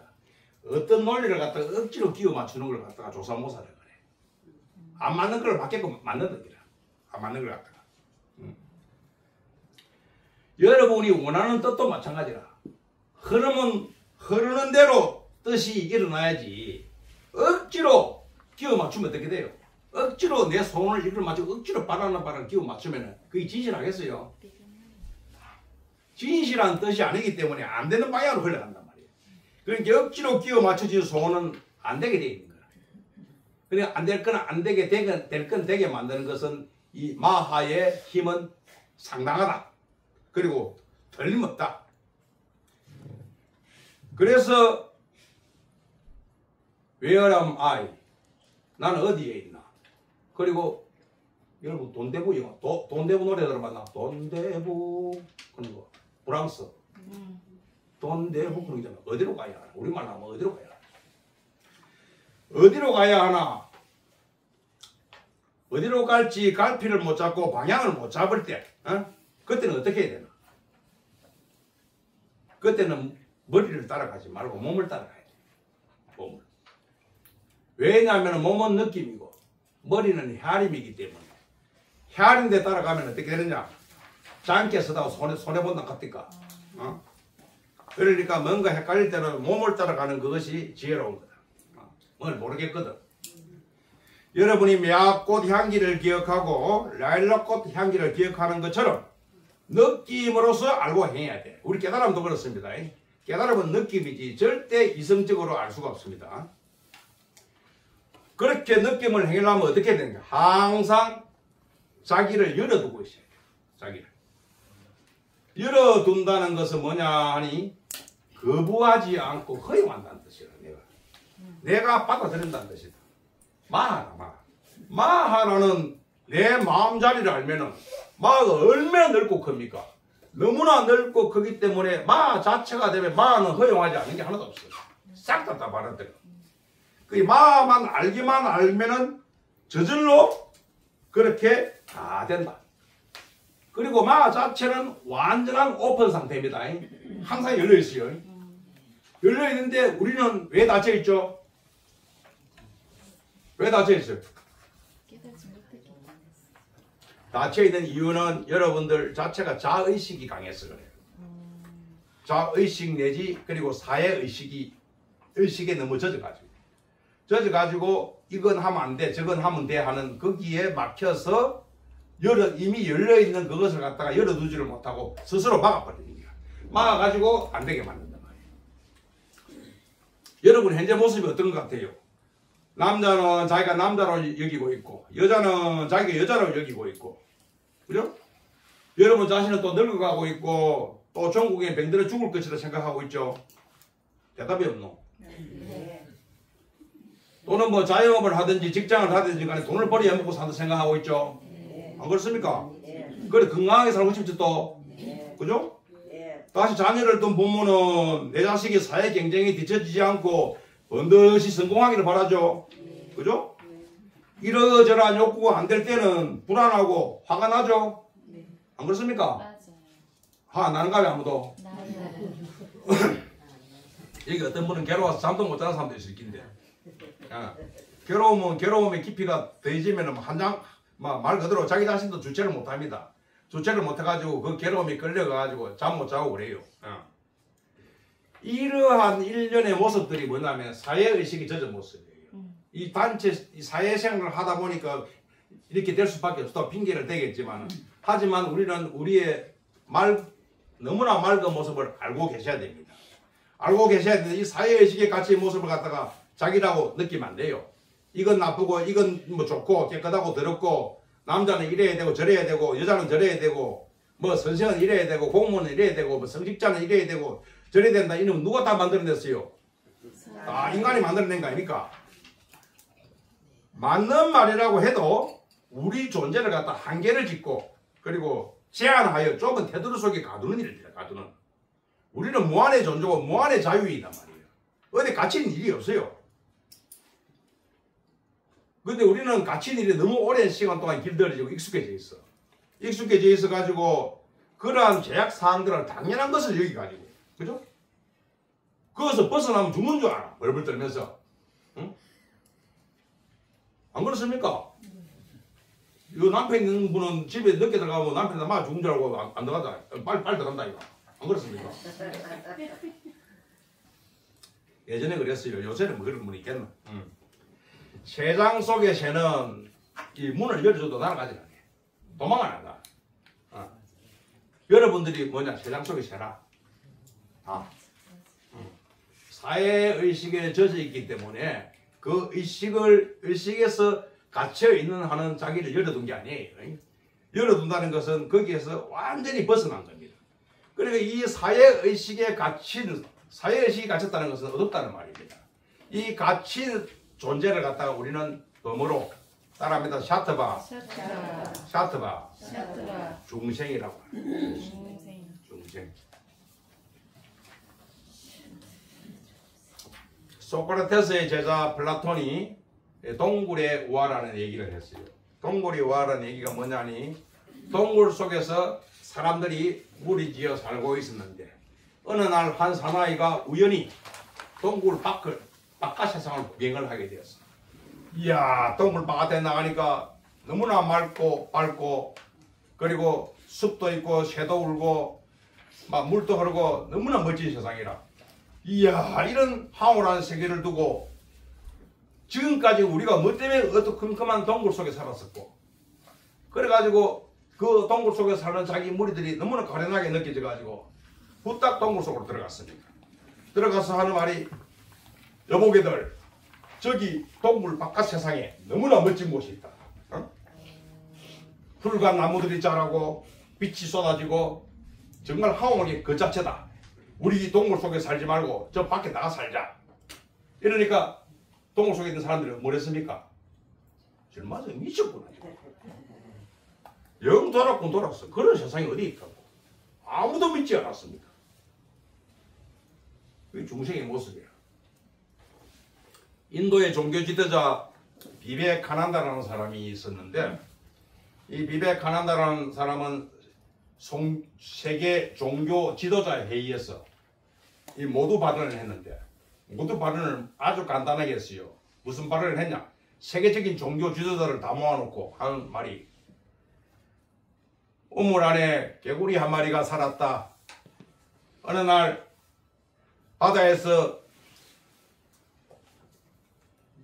바다에서 온 개구리가 우연히 우물 속에 빠지게 되었다. 우물 속 개구리가 바다 개구리야 니 어디서 왔노? 물으니까 바다 개구리가 나 바다에서 왔어 이러니까 우물한 개구리가 바다는 얼마만 하냐? 요 우물만 하냐? 그러니까 바다 개구리가 콧방귀를 뀌면서 야 이놈아 바다하고 이 우물하고 비교를 한단 말이가 어? 바다는 네가 상상도 할 수 없는 크기 넓이다 이러니까 우물한 개구리가 뭐랬습니까? 에이놈 그런 세상이 어디 있다고 내 그건 꺼져! 하고 쫓아냈다는 이야기입니다. 이 세계적 종교 지도자들을 다 모아놓고 한 연설입니다. 이게 비베카난다라는 사람이 그게 서로서로 종교와 종교 간에 배척하지 말아야 합니다. 자기 최고다 우기면 안 된다 이 말입니다. 유명한 연설이죠.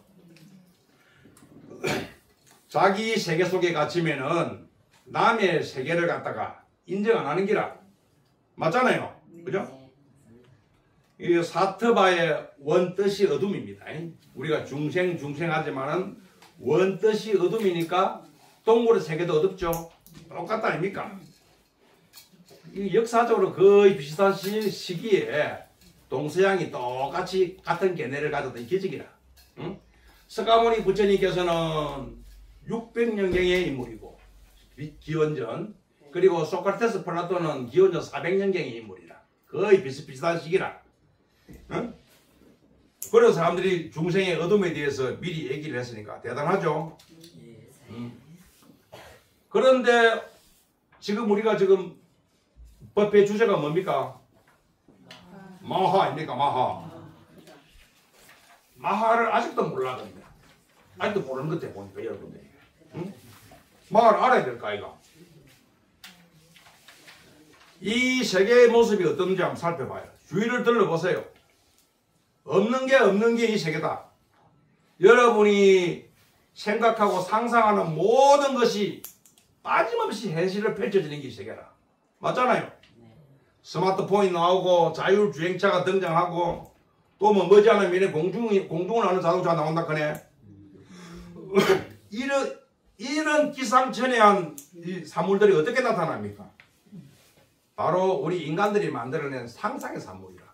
처음에 누군가가 요거 만들었으면 좋겠다고 생각을 했기 때문에 딱 나온단 말입니다.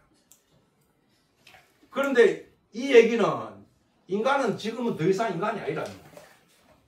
인간이 신이라 신. 신을 능가하고 있다니까 지금. 이 세계는 인간의 창조적 행위를 갖다가 하나도 빠짐없이 다 허용합니다. 막는 게 없어. 뭐든지 창조도 하잖아 지금. 여러분도 그럴 수 있어요. 뭐든지 다 만들 수 있어. 그래서 하면 여러분들 열어놔야 돼요.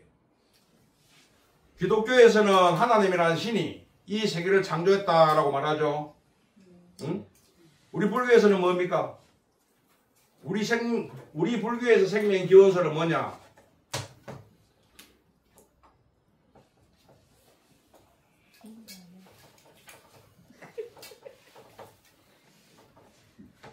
자, 우리 불교의 생명 기원설입니다. 이거는 일체 유심조라.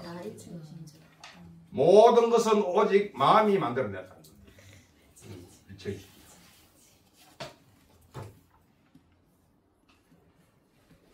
환경의 주된 사상입니다. 일체 유심조는 우리 불교의 존재 창조설입니다. 일체 모든 것이 마음의 조작에 의해서 일체 만물이 생겨난다는 말입니다. 마음을 빈 도화지라고 생각해 보세요. 생각해 보면 도화지에 점 하나를 찍으면 점 한 개가 찍히고 두 개를 찍으면 두 개가 찍히죠. 도화지에 마구잡이로 그린 그림은 어떻게 됩니까? 마구잡이 그림이 나타나죠. 안 그렇습니까? 실제 마음도 똑같이 빈 도화지가 똑같습니다. 똑같아서 모든 걸 허용해요. 점을 찍고 그림을 그리는 행위자는 누구예요? 자기 자신 아닙니까? 그죠? 자신의 무엇이 그림을 그립니까? 자신의 생각이 안 그리나 생각이.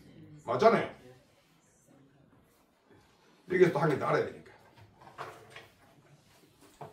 인연 따라 나타난 생각이 그 그림을 그리는데 여기서 우리 동양철학의 현상의 경로를 알아야 돼요.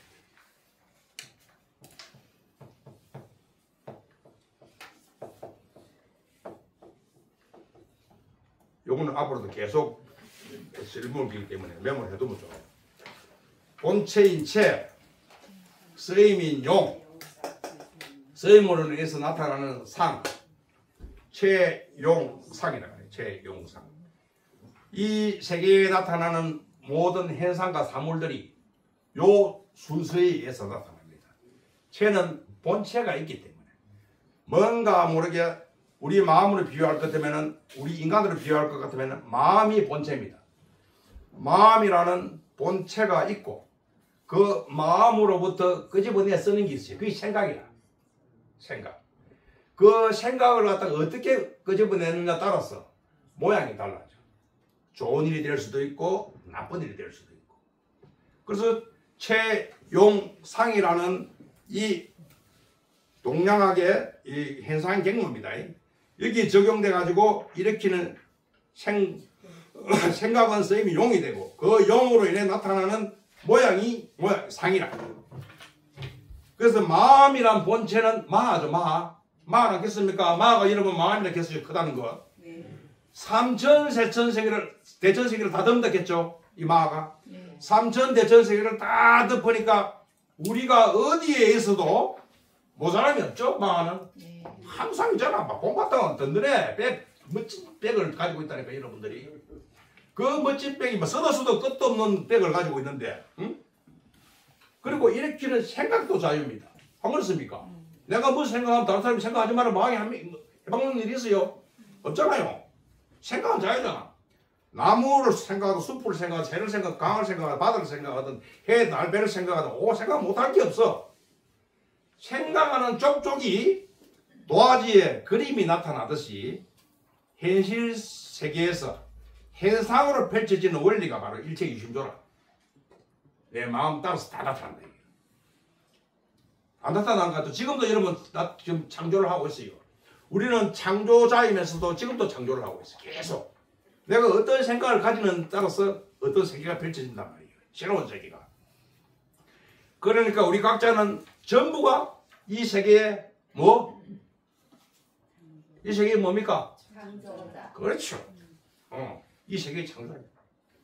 이 세계의 창조자가 바로 자기 자신이다. 문제는 허용이다.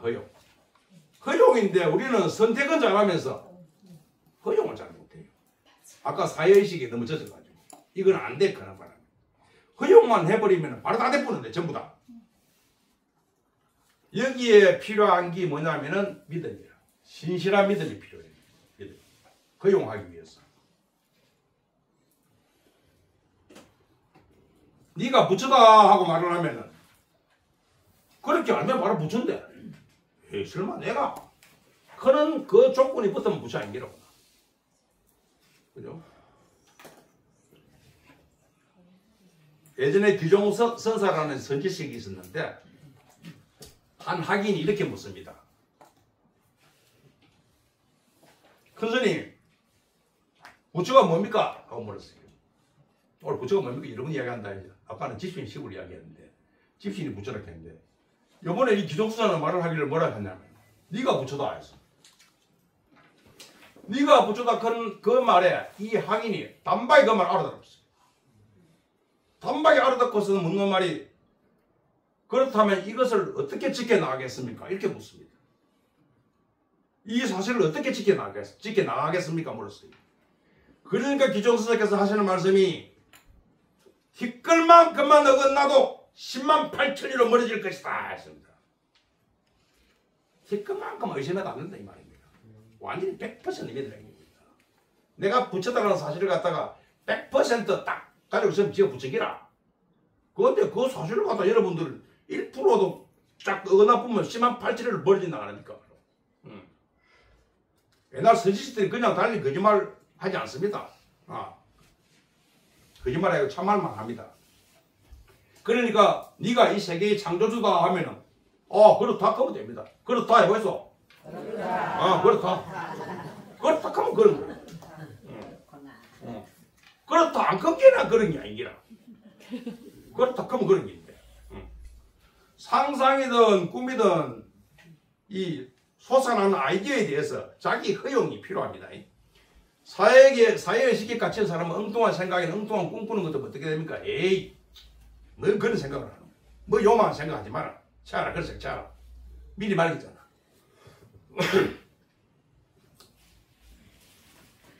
상욱 유사에 보면 옛날에 김수진 장군 동생 문희가 어떻게 왕이 된 줄 알아요? 응? 이 김유신이가 김춘추를 갖다가 김춘추한테 자기 여동생을 갖다가 김춘추를 꼬시기 위해 가지고 애를 썼는데 하늘은 바로 밑에 여동생 보이가 꿈을 꿨는데 저 경주 수학산에 올라가 오줌을 넣는데 그 오줌이 얼마나 오줌 많이 넣는지 경주 서랍을 땅이 전부 다 잠겨버렸어. 오줌을 너무 많이 넣어가지고. 그래서 그게 막 꿈에서 깨어난 게 창피하고 부끄러워 죽겠는기라. 이 보이가 말할 때는 지 동생밖에 없어. 아이고 동생 이름이 문이라. 아이고 뭐냐 내가 지금 이런 망측한 꿈을 꿨다 하면서. 그러니까 이 문이가 천재요. 언니 그 꿈 나한테 팔아라 됐어요. 그러니까 망측한 꿈을 꿨는데 그 꿈 팔아라. 그 언니는 좋죠. 얼마에 그게 비단치마 한 폭 줄게 됐습니다. 그래서 비단 치마를 한 폭을 탁 주고서는 그 꿈을 샀어요. 치마폭에다가 샀는 게이 문이가. 그 꿈을 사고 난 뒤 며칠 뒤에 이 김유신이 김춘추하고 김춘추 앞마당에서 축구를 하다가 요새 같은 축구를 하다가 옷을 일부러 갖다 찢어가지고 옷 가랑이를 찢어가지고 옷깃으로 들어온다 아닙니까? 김유신 집에다가 들어오니까 언니를 부른다 아닙니까? 보이야 여 와서 저 친추공에 옷자락 좀 기어드리라 했단 말입니다. 그러니까 보이가 꿈 팔아붙잖아. 아이고 나는 몸이 아파서 안 됩니다 그랬어. 뭐 코피가 쏟아지지. 옛날에 뭐 신하가 코피 쏟았다 그런 이야기도 있는데. 그런데 문희가 그럼 네가 할래? 한께네. 그럼요. 문희가 딱 가서 뭐 운우의 정을 나눈다 아닙니까? 김춘추하고. 그래가지고 옷 꼬매주고 그때부터 김춘추가 살 데려와요. 김유신 집에.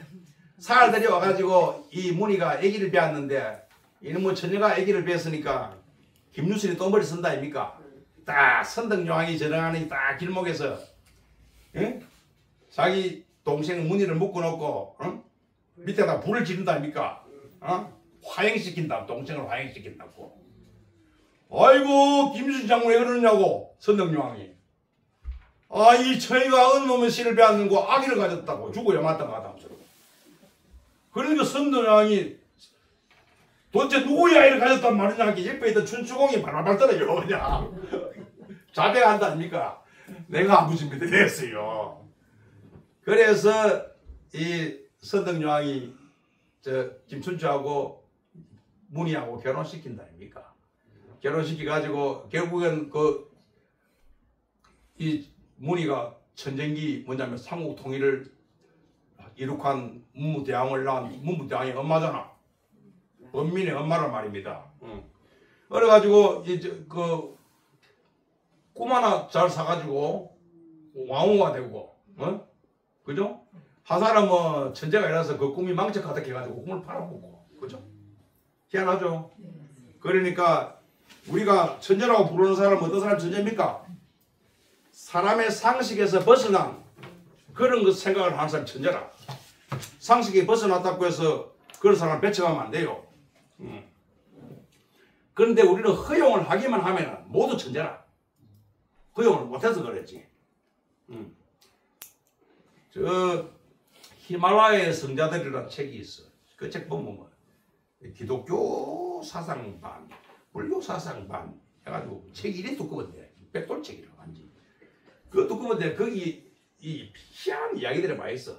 1층에 있다가 4층으로 올라가고 순식간에 가고 순간이동 해보고 막 여기 갔다가 먹을 게 뭐 소만하게 먹을 게 생기고 뭐 희한한 그런 기적들이 일어나는 게 있는데 그 책에서는 그러한 것을 아주 당연한 사실처럼 얘기를 합니다. 당연한 사실. 나도 그걸 어느 정도는 뭐 수긍을 하는데 그거는 너무 막 적나라해요. 그런 사실들이. 하여튼 허용만 하게만 하면 순간 이동할 수 있어요. 여기서 지 물어 뚫고 나갈 수 있어 내가. 해볼까요 한번?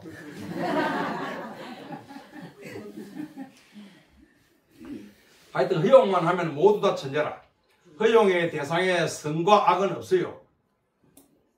왜냐하면은 허용의 대상에는 아직 세상에 없는 것까지 포함해가지고 이 세계 전체에 허용의 대상은 꽉 찼습니다 지금. 세상에 지금 나타나지 않은 것들 얼마나 많은지 알아요? 엄청나게 많습니다.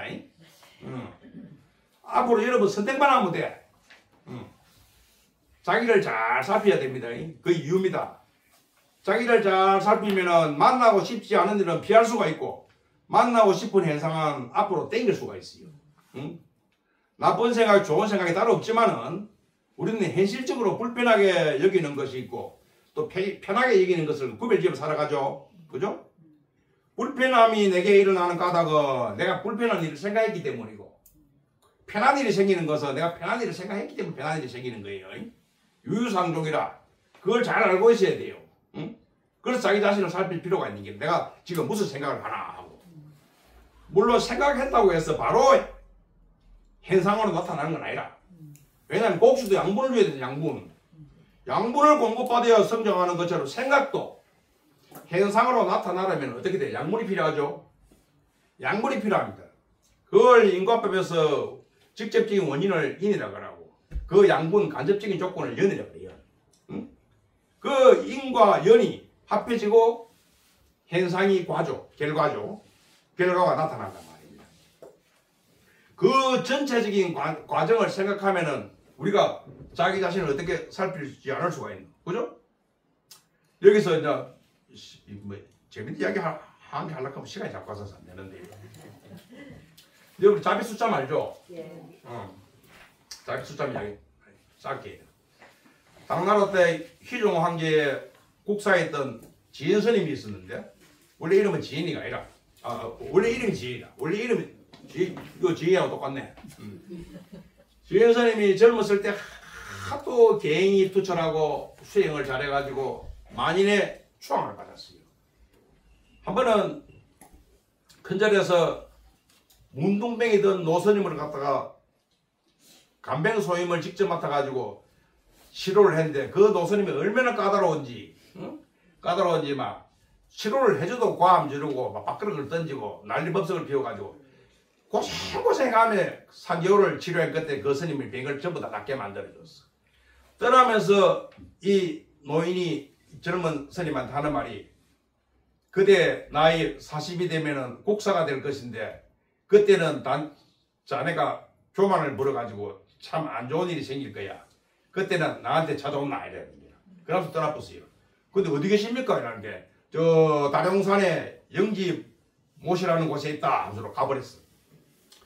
아닌도 다를까 나의 되자 나라에서 국사를 뽑는데 전부 다 이 지혜 스님을 추천을 해가지고 추천해 국사가 돼서 갈 수 없이 국사가 되니까 국사 이름이 뭐냐?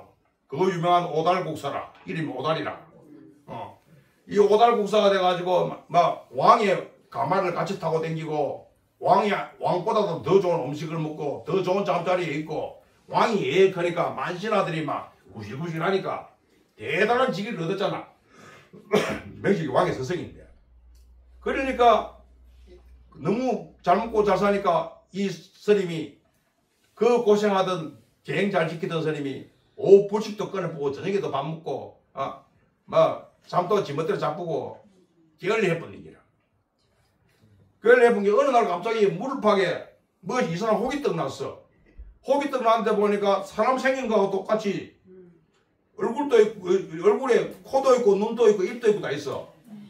그걸 인면착이라 그래. 착이 나가지고 얼마나 그게 아픈지 그놈이 또 그냥 있으면 될 낀데 아프면 아프다 말까지 안 해. 야 이놈 오더라 니만 맛있는 거 먹냐 나도 좀 더 보고 그럴 때 좀 조심해 그러라 옷 안 시들끼게 아프다 이러니까 이 국사가 내가 부끄러워 죽을 지경이라 이 병을 갖다 남한테 이야기를 할 수는 없고 국사가 내가 명식이 국사인데 그래 맨날 그 얼굴 죽상을 쓰고 그 궁궐에 나가다니 쪽팔려 죽겠어 그냥. 그래가지고 문득 그때 노스님이 생각나는 기라. 그 스님이 곤란한 일이 생길 때 오락했다. 그래서 이놈은 그 국사가 뭐고 다 택이 쳐버리고 그 다룡산으로 가니까 과연 그 노인이 더 기다리고 있습니다. 기다리고 있는데 보니까 저기 청강수라는 못이 있는데 저 못에 가서 이 종기를 씻어라. 그럼 나는 씻으러 내려가는데 이 종기가 잠깐만 이그 갱과는 알고 네가 내를 씻든지 말든지 없애야 될까 이거 하고 이 말을 하는 길에 임면창이 네? 내가 옛날에 경제 한달아 때 재상이었는데 네가 이웃 나라에 있는 네가 사신으로 와가지고 내를 모함하려가 내를 죽였다. 내를 죽여가지고 니한테 복수하려고 호시탐탐 기회를 노리고 있었는데 생전에 네가 너무나 갱이 뛰어나가 죽는 것을 너무 잘해가지고 원수갑발날이 진짜 없었는데 네가 국사가 되더만 드디어 원수갑발날이 왔다. 그래서 내가 네 원수갑발날이 나타난 게 그게 사실은 알고 그리고 저분은 다룡산에 있는 저스푼 빈두로 존자이시다. 그분의 덕분으로 원결이 풀어지니 우리가 지금부터 원양관계를 풀자면서 그래가 그 못에 물을 싣고 싹 나섰다는 이야기가 있습니다. 그리고 국사가 뭐고 다 떨어치 아프고 이 오달국사는 자비수참이란 책을 지어가지고 후대인들에게 기감이 되었다는 이야기가 전해져 내려오고 있는데 이 이야기에서 무엇을 느낍니까? 봐라 또. 아까 저 뭐십니까? 천녀가 한 이야기하고 똑같잖아. 악령을 두려워하면 악령이 오고 응? 내 마음에 번뇌를 겁내지 않으면 겁내는 일이 않는 일이 오지 않는다 납니까? 이것도 마찬가지라 유유상종이라고 조건을 맞춰주면은 나쁜 일이 나타나고 조건을 맞춰주면 좋은 일도 일어난단 말입니다. 그러니까 우리가 좋은 일이 일어나게 만들려면은 좋은 일에 합당한 조건을 맞춰줘야 되겠죠. 나쁜 일을 갖다가 맞이하지 않으려면은 맞이하지 않을 수는 없어요. 언젠가는 오게 돼 있는데 그걸 늦출 수는 있어요. 얼마든지 내가 늦게 늦출 수는 있단 말이에요. 그게 안 맞춰주면 돼. 같은 분위기를 안 만들어주고 춤추는 분위기에 춤을 추고 안 그렇습니까? 노래 부를 분위기에 노래 부르지 뭐 아무 분위기도 안 돼 노래 부르면 저 미쳤다 안 가나? 그러니까 그 분위기 따라서 다 일어난단 말입니다. 그걸 잘 알아야 돼요. 저는 텔레비전 안 봐요. 텔레비를 왜 안 보느냐? 한 번씩 뭐 배를 탄다거나 아니면 버스를 탄다거나 뭐 틀어놔 비행기 텔레비 탄다고 보면은 뭐 텔레비에 뭐 맨날 뭐 암이 어떻고 저떻고 광고 나오고 보험 광고 어떻고 이렇게 여러분들 이렇게 보고 있노? 답답해. 뭐 드라마 보면은 막 악당구디를 쏘고 욕을 하고 뭐 그럼 왜 보고 있습니까? 그거 보면 다 물듭니다. 물르기 때문에 그런 험한 말 내지 아니면 뭐 안 좋은 병 나오는 거 이런 거는 안 보는 게 나아요. 그 물들까 봐서는 안 봅니다. 저는. 예. 지금 말한 것은 그 마의 현실적인 활용에 대한 겁니다. 안 그렇습니까? 현실적인 마를 어떻게 하려고 하느냐. 마는 대단한데. 그런데 마 자체는 어디에 물들거나 오염됩니까? 안 됩니다. 영향을 받는 게 아닙니다. 마는 아무리 구중물 흙탕 말을 지어도 그대로라. 마는 절대적 크기고 절대적 맑음이다 말이에요. 물들 수가 없어요. 물들 수가. 그것이 우리 존재다. 그 존재를 참으로 느끼는 것이 우리 법회의 목표다. 맞죠? 네. 깨달아야 됩니다. 네.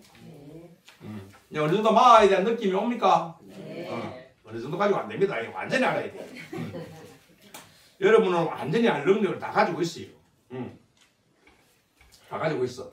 이 순간에 여러분 알았다 해야 돼. 알겠습니다. 알았다 해요. 그렇지. 우와, 내가 이토록 위대한 존재였던가. 내가 그걸 알아야 돼요. 여러분이 참으로 위대한 존재입니다. 각자는 참으로 위대한 존재인데 자기도 그렇다 남도 그렇겠죠? 안 그렇습니까? 네. 내가 위대한 존재라면 남도 위대한 존재라. 그것이 바로 지혜를 실천하는 겁니다. 내가 지혜로운 내가 위대한 줄 알면 다른 사람도 위대한 줄 안다. 그것이 지혜의 실체이라. 자, 이제 마하에서 파생되어 나온 불교 용어들을 갖다 몇 개 살펴보시다. 마하는 그까지만 도저히 우리가 상상으로 헤아릴 수 없는 크기니까 그 크기를 갖다가 정도만 해주고 아직 느낌을 체득하지 못한 분에게 이 불교 용어 이야기하면 어쩌면 느낌이 끈이 될 수도 있습니다. 굳이 뭐 용어의 뜻이 이러니 저러니 알 필요는 없습니다. 불교대학 가가지고 불교 용어 좀 안다고 해가지고 불교를 대단하게 아는 양 뭐 폼 장사람 제비 있죠. 그죠? 용어나 절에서 하는 뭐 법식이라든지 뭐 갱을 줄줄 외워도 내 마음자리 한번 볼 줄 모르면 헛발이다. 헛발입니다. 가장 큰 공덕이 뭐예요? 가장 큰 공덕이 뭐냐 하니 자기 자신이 스스로 지혜를 만나는 게 최고의 공덕이고 그 지혜를 갖다가 남도 지혜를 만나도록 도와주는 거. 그게 최고의 공덕입니다. 공덕 중에서. 그러니까 우리가 나아가야 할 바를 정확하게 알아야 됩니다. 제가 머리 말해서 얘기했던 것처럼 여러분은 여기 무엇을 배우러 온 게 아닙니다. 무엇이 데리고 왔어요. 뭐 데려왔어요? 부처 데리고 왔나? 부처 데려고. 여러분 저 부처 데리고 온 기라. 그리고 원래 부처라. 원래 부처라는 사실을 알기 위해서 온 겁니다. 불교에 처음 입문한 사람은 제일 먼저 하는 일이 상기의계를 받아요. 상기의계. 세 가지에 의지하겠다는 맹서인데 여러분 뭐 세 가지 뭐 불법성 삼보다 하면서 불교의 세 가지 법에다 하면서 그렇게 알고들 있죠. 근데 이 세 가지 법에가 진짜로 마의 버금가는 얼마나 소중한 것인지를 여러분들 알아야 돼요. 우리 저 전통적인 그 상계의 우리 아까 전에 상계가 볼 때 거룩한 부처님께 기이합니다. 거룩한 뭐 가르침에 기이합니다. 매일 했지만은 전통적인 그거는 따라 한번 해볼래요. 기불양족존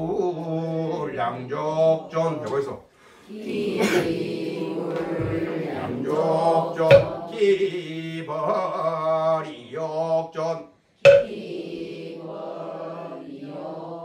기성중중존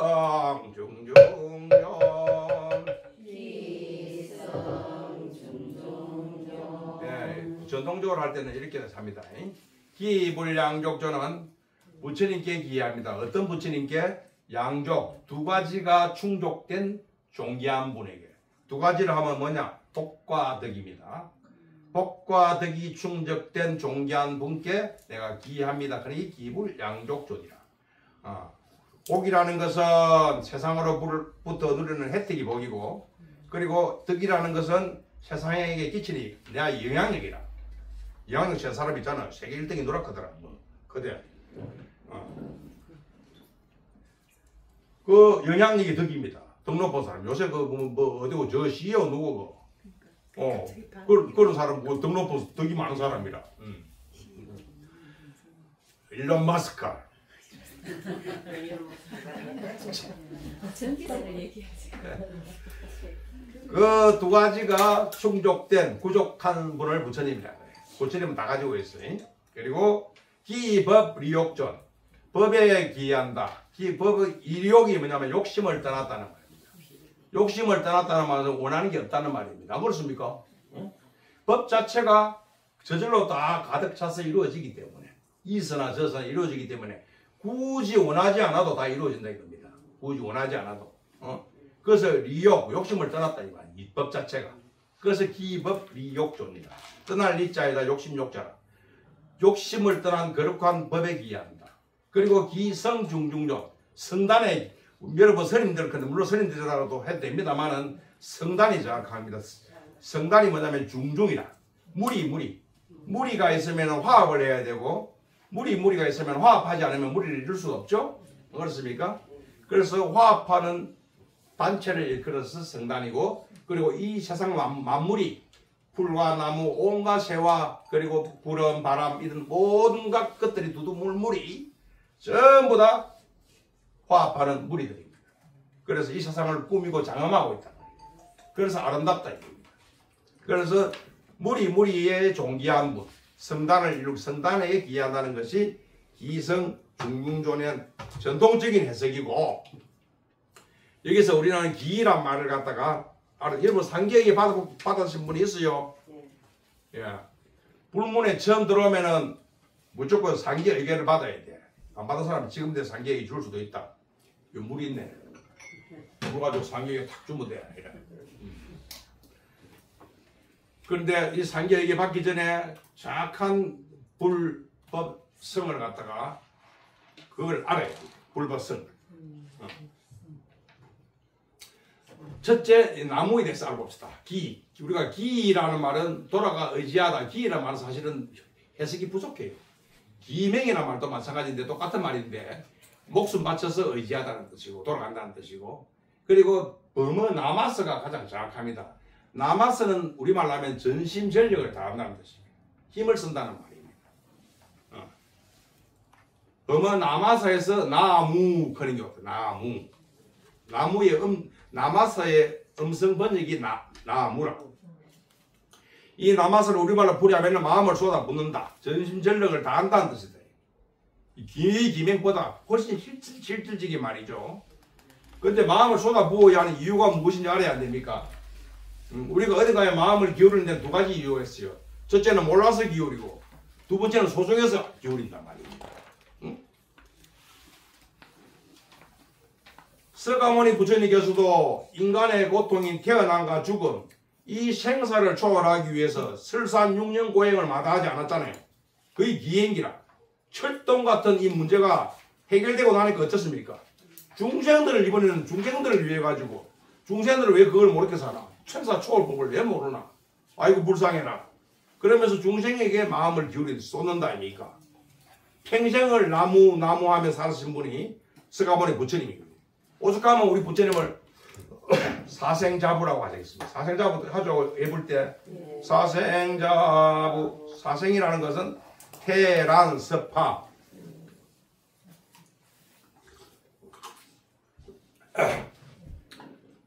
여러분들이나 고래처럼 태로 태어나는 것을 태생이라고 하고 새나 빙하리처럼 알로 태어난 걸 란생이라고 하고 모기처럼 섭판돼서 나는 걸 섭생이라고 하고 그리고 나비나 매미처럼 변화해서 태어나는 것 갖다가 화생이라.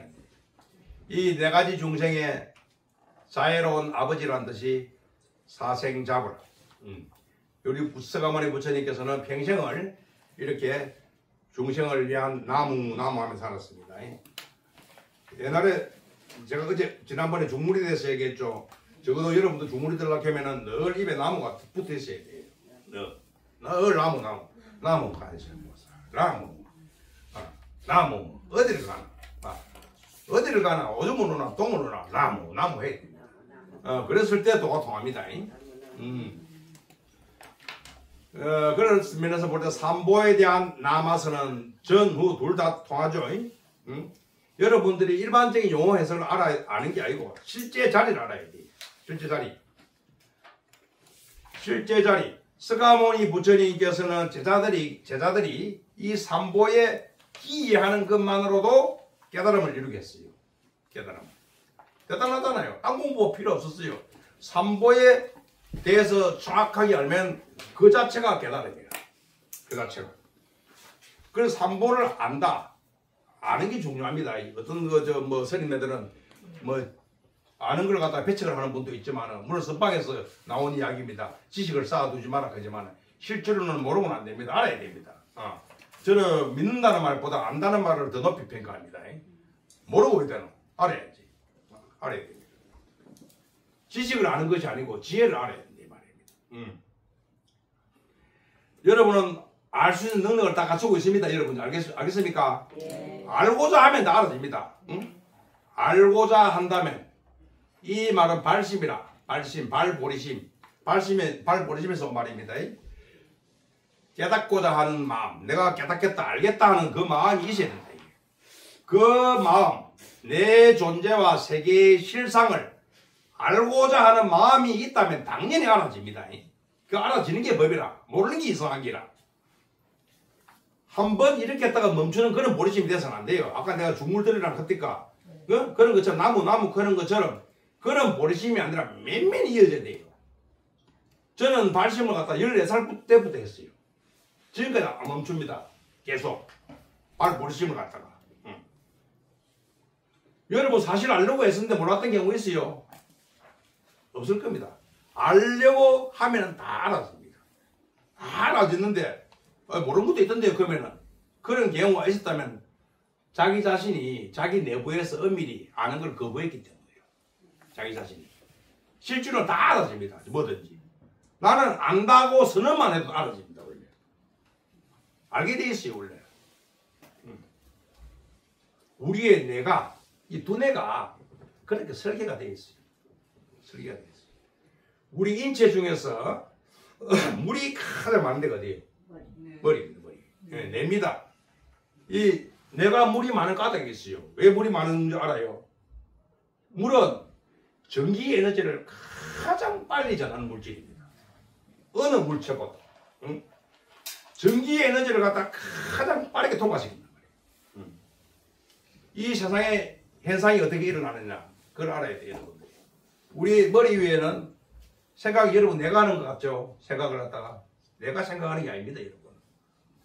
내가 뭐 내 머릿속가 생각하는 거야. 천만의 말씀이에요. 생각은 항상 우주에 떠다니고 있어요. 이게. 생각의 강이 여러분 머리 위에 흐르고 있어요. 무슨 생각이 다 할 수 있어요. 선택만 하면 돼요. 선택만. 주파수를 맞추는 거죠. 여러분도 이렇게 생각이 이 우주에 떠다니는 생각의 주파수가 맞춰가지고 슬프면 슬픈 생각이 나고 기쁘면 기쁜 생각이 나고 행운이 생긴다면 행운의 주파수에 딱 맞춰요. 로또 1등 당첨된 주파수도 있어요. 가르쳐 줄까요? 이 주파수를 잘 맞춰야 돼. 이게 내가 슬픈 일이 생기는 것은 슬픈 주파수에 맞춰져 있게 슬픈 일이 생기고 기쁜 일이 생기면 기쁜 주파수에 맞춰져 있단 말이에요. 뇌는 정확합니다. 정확합니다. 뇌는. 마치 라디오 안테나와 같은 역할을 딱 한단 말입니다. 그래서 이 빛의 에너지가 생각의 행동을 흘러다니고 있는데 이 빛의 에너지가 전기적 에너지로 딱 바뀌는 데가 냅니다. 전기 에너지로. 모든 물체는 전기 에너지에서 현상이 나타나. 전기로 인해서 모습을 드러낸다 이겁니다. 이 모습을. 그래서 빛에서 전기 에너지로, 전기 에너지에서 물체로 나타나는 게 과학자들이 밝혀낸 사실입니다. 그러니까 그 중간 역할을 하는 그 뇌가 전기 에너지 역할. 대단합니다. 정교합니다. 다음에 이 뇌에 대해서 또 상세히 설명할 때도 있을 겁니다. 또. 그렇게 맞춰진 전기적 에너지가 진동률이 있어요. 진동률. 진동률의 높낮이에 따라서 빠르게 또는 더디게 현상이라는 물질의 형태로 쫙 나타납니다. 아까 그 내가 히말라야 성자들을 1층에 있다가 3층에 순간 이동한다 했죠. 그게 이런 식으로 맞춰지는 겁니다. 과학적으로 따지면.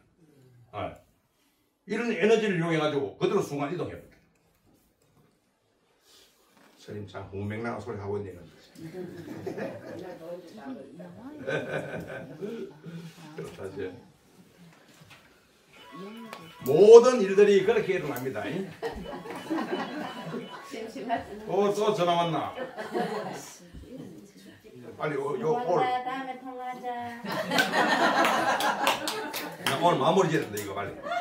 자, 그 다음에 있는 이야기는 꼭 현상의 경로에 대해서 제가 뭐 실제로 겪은 이야기인데 오늘 짧게 이야기할게요. 시간이 뭐 너무 오래됐으니까.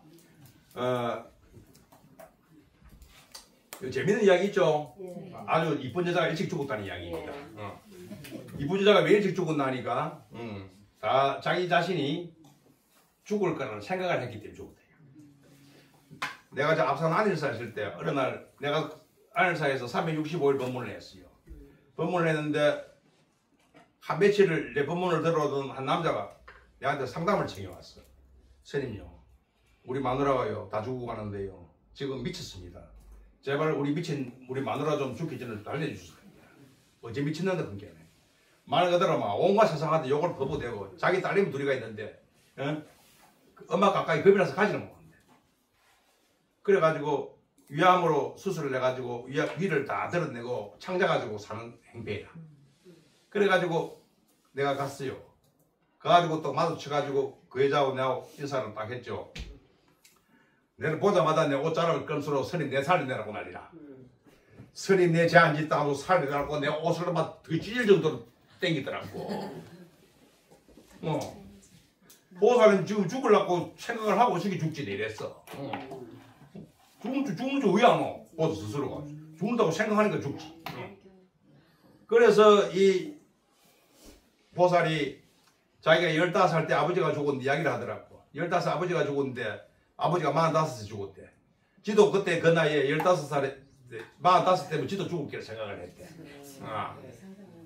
생각을 갖다가 해가지고 45살 딱 이 보살이 죽어버리기라고. 죽어가지고 내가 그때부터요 내 별명이 하나 생겼거든 내한테. 내 별명이 뭐라 생기냐면 내가 저승사자가 되어버렸어. 내가 다녀가면 사람들 다 죽는 게. 그리고 당시 그 여자하고 면담하고 왔는데 그 다음 아침에 신랑한테 전화 가지고 선생님 덕분에 아내가 평안히 눈을 감았다고 그러더라고. 그 이후로도 내가 많이 돌아가시겠습니다. 이 보살뿐만 아니고 여러 사람들이 그 죽음의 문턱에서 헤매고 있을 때 오늘도 누가 통영에서 어느 누가 뭐 다 죽고 간다고 선생님 좀 와달라고 전화 왔더라고.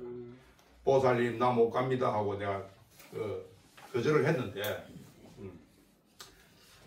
사람은 가장 죽음을 정확히 아는 사람은 의사입니다. 의사들은 다 알아요. 다 알면서 얘기 안 하는 거 보입니다. 보이고 그 다음에 두 번째로 잘 아는 사람이 내라. 의사 다.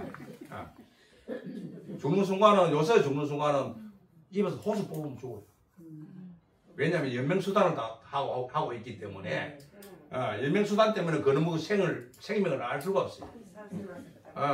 그래가지고 그러니까 이 보살도 자기 스스로 죽음도 병도 다 자기 생각이 허용을 했기 때문에 걸리는 겁니다. 자기가 허용한 것은 내한테 암이 찾아왔다, 뭐가 찾아왔다 이런 것들은 다 자기가 초대한 손님이라. 초대한 손님이기 때문에 그 손님을 대접을 잘해야 되겠어요? 못해야 되겠어요? 잘해야 됩니다. 내가 초대한 손님이기 때문에 병이든 나쁜 기든 좋은 기든 극진히 대접을 해야 됩니다. 그런데 우리는 대접을 할 생각 안 하고 그걸 갖다가 내 팽이 치려고 내 쫓으려고 애를 쓰거든. 대부분이 항암 치료가 대표적인 겁니다. 내 실컷 미이 가지고 뭐 하든지 미이도 안 하고 뭐 항암 치료부터 조져가지고 사람을 죽게 만들잖아. 그렇기 때문에 대접을 잘해야 돼. 이거는 이치입니다. 이치. 모든 것은 내가 불러들인 것이고 내가 불러들인 것은 내가 대접해야 되는 손님이고 그리고 거기 최선을 다하면은 손님은 저절로 물러가게 되어 있습니다. 대접 잘 받은 손님은 아이고 잘 있다 갑니다 하고 가죠. 안 그렇습니까? 갑니다. 순순히 떠나는 병을 갖다가 스스로 붙잡아가지고 목고치가 죽는 사람들 많이 있습니다. 그거 이제 생각의 허용에 따라서 좋은 일, 나쁜 일들이 이렇게 일어난다는 사실을 여러분들 알고 계셔야 됩니다. 다시 삼보로 돌아가겠습니다. 이 세 가지 법의 불법성. 자, 따라합니다. 불, 무구, 법, 무예, 성, 원만. 예. 무구, 무예, 원만 이 세 가지가 부처님에 대한 통칭입니다. 그리고 이것은 세 가지면서도 한 가지라. 무구는 때를 묻힐래야 묻힐 수가 없습니다. 그건과 똑같아요. 때 묻음이 없다 뜻입니다. 그리고 무예는 걸림이 없다는 겁니다. 이 법이 어디에 있는 것처럼 법을 갖다가 무예 걸림이 없다는 겁니다. 그리고 원만은 중중 성단이 화합하는 것처럼 두루두루 둥글둥글 원만하게 잘 지낸다. 그게 원만. 무구, 무예, 원만이 불법성 세 개의 특징이고 그리고 이 우리가 앞으로 공부하게 될 반야신경을 관통하는 말입니다. 이게 반야신경 전체 내용이 무구, 무예, 원만. 원만 대신에 햄발이라는 말을 씁니다. 햄발이 뭐냐면 현재에 나타났다 이 말입니다. 햄발. 무구, 무예, 햄발. 우리가 앞으로 공부해야 될 반야신경의 전부를 관통하는 말입니다. 이게 무구, 도무지 때를 묻힐래야 묻힐 수 없는 허공과 같은 상태. 바로 그게 부처의 모습이다. 행상, 소리, 냄새, 맛, 감촉, 생각, 언어가 모두 끊어졌어. 생각으로는 알 수 없고 표시로도 알 수 없다. 표시로도 알 수 없고 일체의 동작마저 끊어진 자리를 무구다. 마치 아무 씨앗도 뿌려지지 않은 텅 빈 밭에 콩씨를 뿌리면은 콩밭이 되고 보리씨를 뿌리면 보리밭이 되는 것처럼 씨앗을 뿌리는 행위가 법입니다. 아까 말한 채상용했죠. 채용상할 때 네. 씨앗을 뿌리는 그 행위가 바로 법입니다. 그리고 나타나는 생각, 나타나는 상이 현상이 상입니다. 그 불법성 삼법 무구무의 hen발이 세 가지 같지만은 하나 속에서 다 이루어지는 것이죠. 그죠? 그 법은 걸림이 없어서 무예고 부처는 때가 묻지 않았기 때문에 무구고, 그죠? 그리고 이 세계는 모든 것이 평등합니다. 그죠? 내가 무슨 생각을 해도 생각이 방해를 안 받습니다. 그래서 무예입니다. 생각이 방해를 받지 않기 때문에. 그리고 법의 작용으로 인해서 나타나는 현상, 모습이 상이라. 저 히말라야에 가면은 물이 두 줄기가 내려오는데 한 줄기는 흙탕물이 내려오고 한 줄기는 맑은 물이 내려와요. 실제로. 그리고 그 실제 두 물줄기가 합하는 지명이 뭐냐면 쌍카라. 지명이. 우리나라 대전처럼 쌍카라 이런. 왜 쌍카냐? 바로 쌍카라 뜻이 서로 화합해서 합해지다는 뜻입니다. 합해지 가지고 화합한다는 뜻입니다. 그래서 쌍카는 서로 화합하는 존재를 일컬어서 성단이다, 쌍카라고 얘기를 합니다. 서로 이 세상의 존재가 서로 어우러져서 잘 살아가는 모습입니다. 그죠? 그러니까 이 무의 원만 hen발 이것은 우리 생활에서 살아가면서 누려야 하는 것이고 사용하는 것이고 늘 있는 것이라. 알겠죠? 스리랑카에 가면은 스라바디산이라고 있어요. 스라바디산. 그 산 정상에는 발자국이 큰 발자국이 하나 찍혀 있어. 바위. 이 바위 발자국 꼴라고 세계 종교인들이 전부 다 옵니다. 스리랑카에. 세계 종교인들이 나온다는 이야기가 뭐냐면, 우리 불교를 믿는 사람은 그 발자국을 부처님 발자국이라 그것으로 믿으러 가고, 절을 하러 가고. 그리고 기독교하고 이슬람교 믿는 사람들은 아담의 발자국이다. 이건 아담의 발자국이다. 그리고 힌두교를 믿는 인도 사람들은 이 발자국은 시바 신의 발자국이다. 그래가지고 세계인 모든 종교인이 그 산에 올라가가지고 예배를 합니다. 전혀 어색하지 않습니다. 아주 모습 보기 좋아요.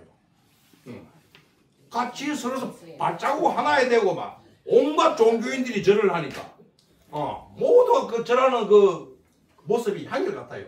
아주 그 장엄합니다. 보면은. 저도 내가 텔레비전에서 한번 봤는데 그 올라간 제법 금하더라고. 계단이 뭐 수백 개더라고. 이 발자국이야말로 정말 세계 평화 아닙니까? 화합의 상징이죠. 그죠? 무구, 무예, hen발 이 세 가지가 제가 떼어서 설명을 했는데 떼어진 게 아니고 사실은 아까 말하는 본체의 마음으로부터 쓰임인 생각이 나오고 쓰임인 생각으로 인해서 해상이 나타난다 그랬죠. 그 채용상이라는 존재의 하나라는 실상이란 말이에요. 그런데 이 하나라는 실상도 사실은 틀려먹은 이야기입니다. 하나마저도 없어요. 사실은. 우리가 하나에 집착하면 하나에 집착하는 것도 하나의 모양입니다. 옛날에 일지선사라는 분이 있었는데 일지선사가 손가락을 요렇게 세운다고 일지입니다. 손가락 하나 일지라. 그죠? 도가 먹고 물으면 일지 딱 이렇게 세우는 겁니다. 세우니까 그 절에 사는 동자성이 맨날 복을 받는 거야. 저 스승이 없는 새에 어떤 스님이 돌을 물으러 왔어. 너 스승 어디 가다 본 게? 니 뭐 때문에 온 줄 안다. 내한테 물어봐라. 내가 다 알고 있을게. 이렇게. 동자성이. 그러니까 도가 먹고 물으니까 동자성이 탁 이라거든. 그러니까 그 스승이 그 객성이 그 딱 보고서는 아주 기분이 좋아가 돌아갔단 말이야. 그 저녁에 스승이 돌아왔단 말이야. 그동안 오늘 낮에 뵐 일이 없냐 한 게. 어느 중요 와가지고 도로 묻길래 내가 가르쳐 줬습니다. 그걸 도가 뭔데 그게. 촥 이럽니다. 동자성이. 그 순간에 일지선사가 날카로운 나서로 그 손가락을 빼버립니다. 또 꼬마의 동자성의 손가락을 빼버립니다. 그래 도가 먹고 온 게 없잖아. 일할 게 없는 게라. 이게 돌아. 이게 도가 아닙니다. 하나라 그럼 하나까지도 틀린 문기라. 이가 우리가 삼복하면 이 삼보를 통해서 정멸지까지 체득해야 돼. 하나마저도 없는 경계까지 가야 그것이 바로 도를 제대로 하는 길입니다. 그죠? 그리고 두 번째 불교 용어로서 마와 법은 가는 것이 불성, 예례장 이런 데 간단해서 이제 시간이 9다 돼가네. 너 경상까지 가시는 분이 있어가지고 경상서 가실 분이 두 분이나 있대 지금. 요 경상보살로 같이 가면 된다. 두 분 알고 계시라. 불성과 열애장은 뭐냐면은 열애가 부처가 내한테 숨어 있다는 말입니다. 배후에. 예, 배후에 숨어 있는데 이 부처님 몸을 갖다가 세 가지로 나누는데 법신, 보신, 화신 세 가지로 나누는데 법신은 이 세계를 둘러싸고 있는 것처럼 세계 자체에 있으나 없으나 늘 계신 부처님이 법신 부처는 모양이 없는 부처님이고 그리고 열심히 갈고 닦아가지고 나타나는 여러분 화장하고 이러면 얼굴 이쁘지잖아.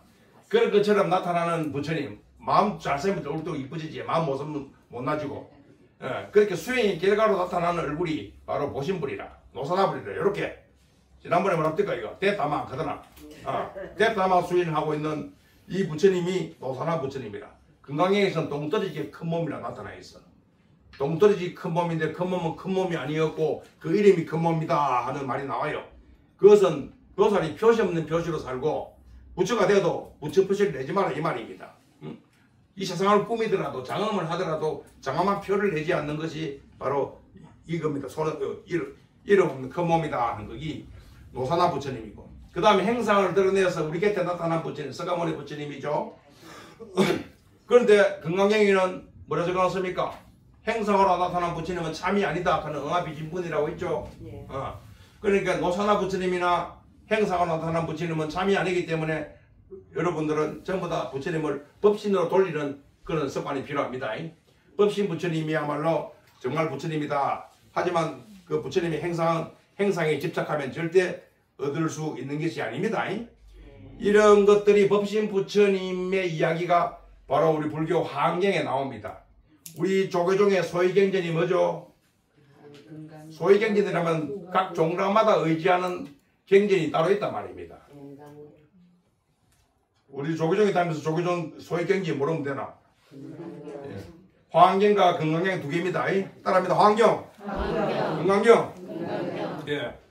화엄경은 바로 빛의 부처님, 법신 비로자나 부처님을 대신해서 침묵에서 광명에서 다시 보현보살을 비롯한 보살들이 대신해서 은으로 전환되는 가르침입니다. 대승경전인데 화엄경과 금강경이 다 뭐냐면은 보살의 길에 대해서 이야기하고 있어요. 보살은 어떻게 길을 걸어라. 보살의 길을 이렇게 걸음으로 인해서 이러한 부처님에 나아가서는 부처님의 바른 깨달음을 갖다가 얻게 된다. 그런데 대한 주된 내용이 화엄경과 금강경이고 우리 절의 화장사의 화장도 똑같은 뜻입니다. 화장이 뭡니까? 화가 빛남 화자고 해서 꽃화자입니다. 꽃이 숨어있다는 이야기도 되고 빛남이 숨어있다는 뜻도 됩니다. 열애장과 똑같죠? 그런데 우리 저 화장사의 주 본전이 극락보전이죠. 극락보전이기 때문에 바로 화장세계의 화장과 똑같은 말이라고 할 수 있지만은 극락보전이기 때문에 연화장 세계를 갖다 극락세계라고 그러거든. 그러니까 연화장 세계에서 왔다는 정확한 표현은 됩니다. 화장입니다. 자, 이 마무리를 지어야지, 그죠? 이 마무리 참 짓기 힘드네. 근데 목련화 보살님, 지난번에 가보니까 집에 늦었니까 이렇니까? 딱 맞았어요. 야, 이게 20분은 돼야 되겠는데. 10분만 더 하면 된다. 10분만. 예. 자, 서가모니 부처님께서 초전법륜지 베레나스의 사르나트로 가기 전에 이런 생각을 했죠. 영기의 법을 여실히 살펴보니 같이 읽어봅시다. 여실히 살펴보니 세상의 모든 존재가 낱낱이 빛이다. 누구나 각자의 자리에서 각자의 역할로서 세계를 장엄하고 있기에 그렇다. 그 모습은 때묻음이 없고 이미 갖춰져 걸림이 없으며 원만하여 흠이 없다. 아, 거룩하구나. 그런데 정작 사람들은 자신의 거룩함을 모르고 업의 굴레에 갇혀 괴로워한다. 그래서 나의 역할은 그들의 거룩함을 일깨워주는 것이다. 저들이 저마다 제 역할을 해내듯이 나도 나의 역할에 흠이 없어야 하리라 하고 서가모니 부처님께서는 전법의 걸음을 떼셨습니다. 깨달은 자는 다른 사람에게 깨달음을 전하는 것이 책무입니다. 알겠죠? 네. 예, 책무고 당연히 해야 될 일입니다. 내가 등불을 밝힘으로써 남의 앞에까지 밝혀지는 것은 당연한 사실이죠. 그 다음에 세 번째로 마에 비견될 만한 불교 용어가 반야 바라밀다가 있습니다. 반야 바라밀다는 다음 수업에 주되게 다룹니다. 다루기 때문에 여기서는 설명을 생략하고, 제가 출가할 무렵에 40년 전에 프랑스에서 서양의 부처라고 불렀던 사람이 있었어요. 이름이 구제프라. 들어봤어요? 예. 이 구제프란 인물이 세계인은 서양의 부다라고 불렀어요. 그 사람한테. 이분이 무슨 수행을 전했냐 하면은 여러분도 다 아는 거라. 마지막에 즐거워야 돼. 같이 해볼까요?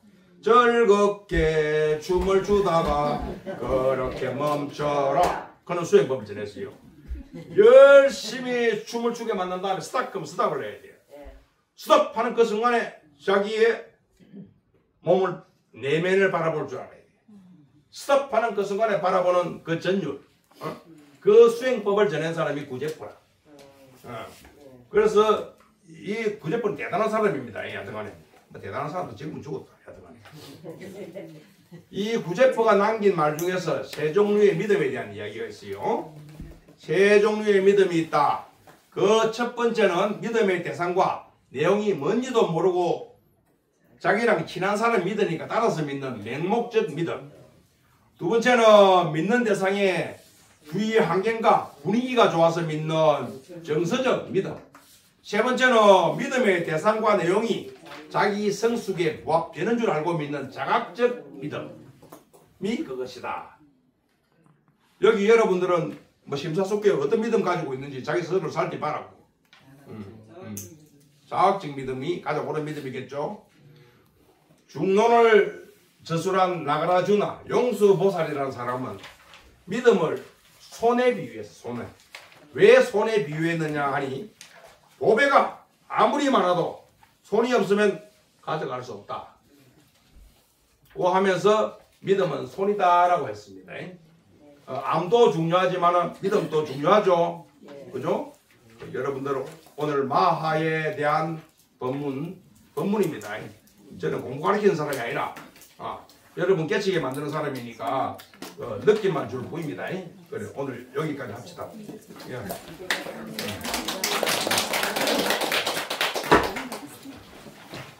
자, 사홍성과 부르고 금일까지 마칩니다.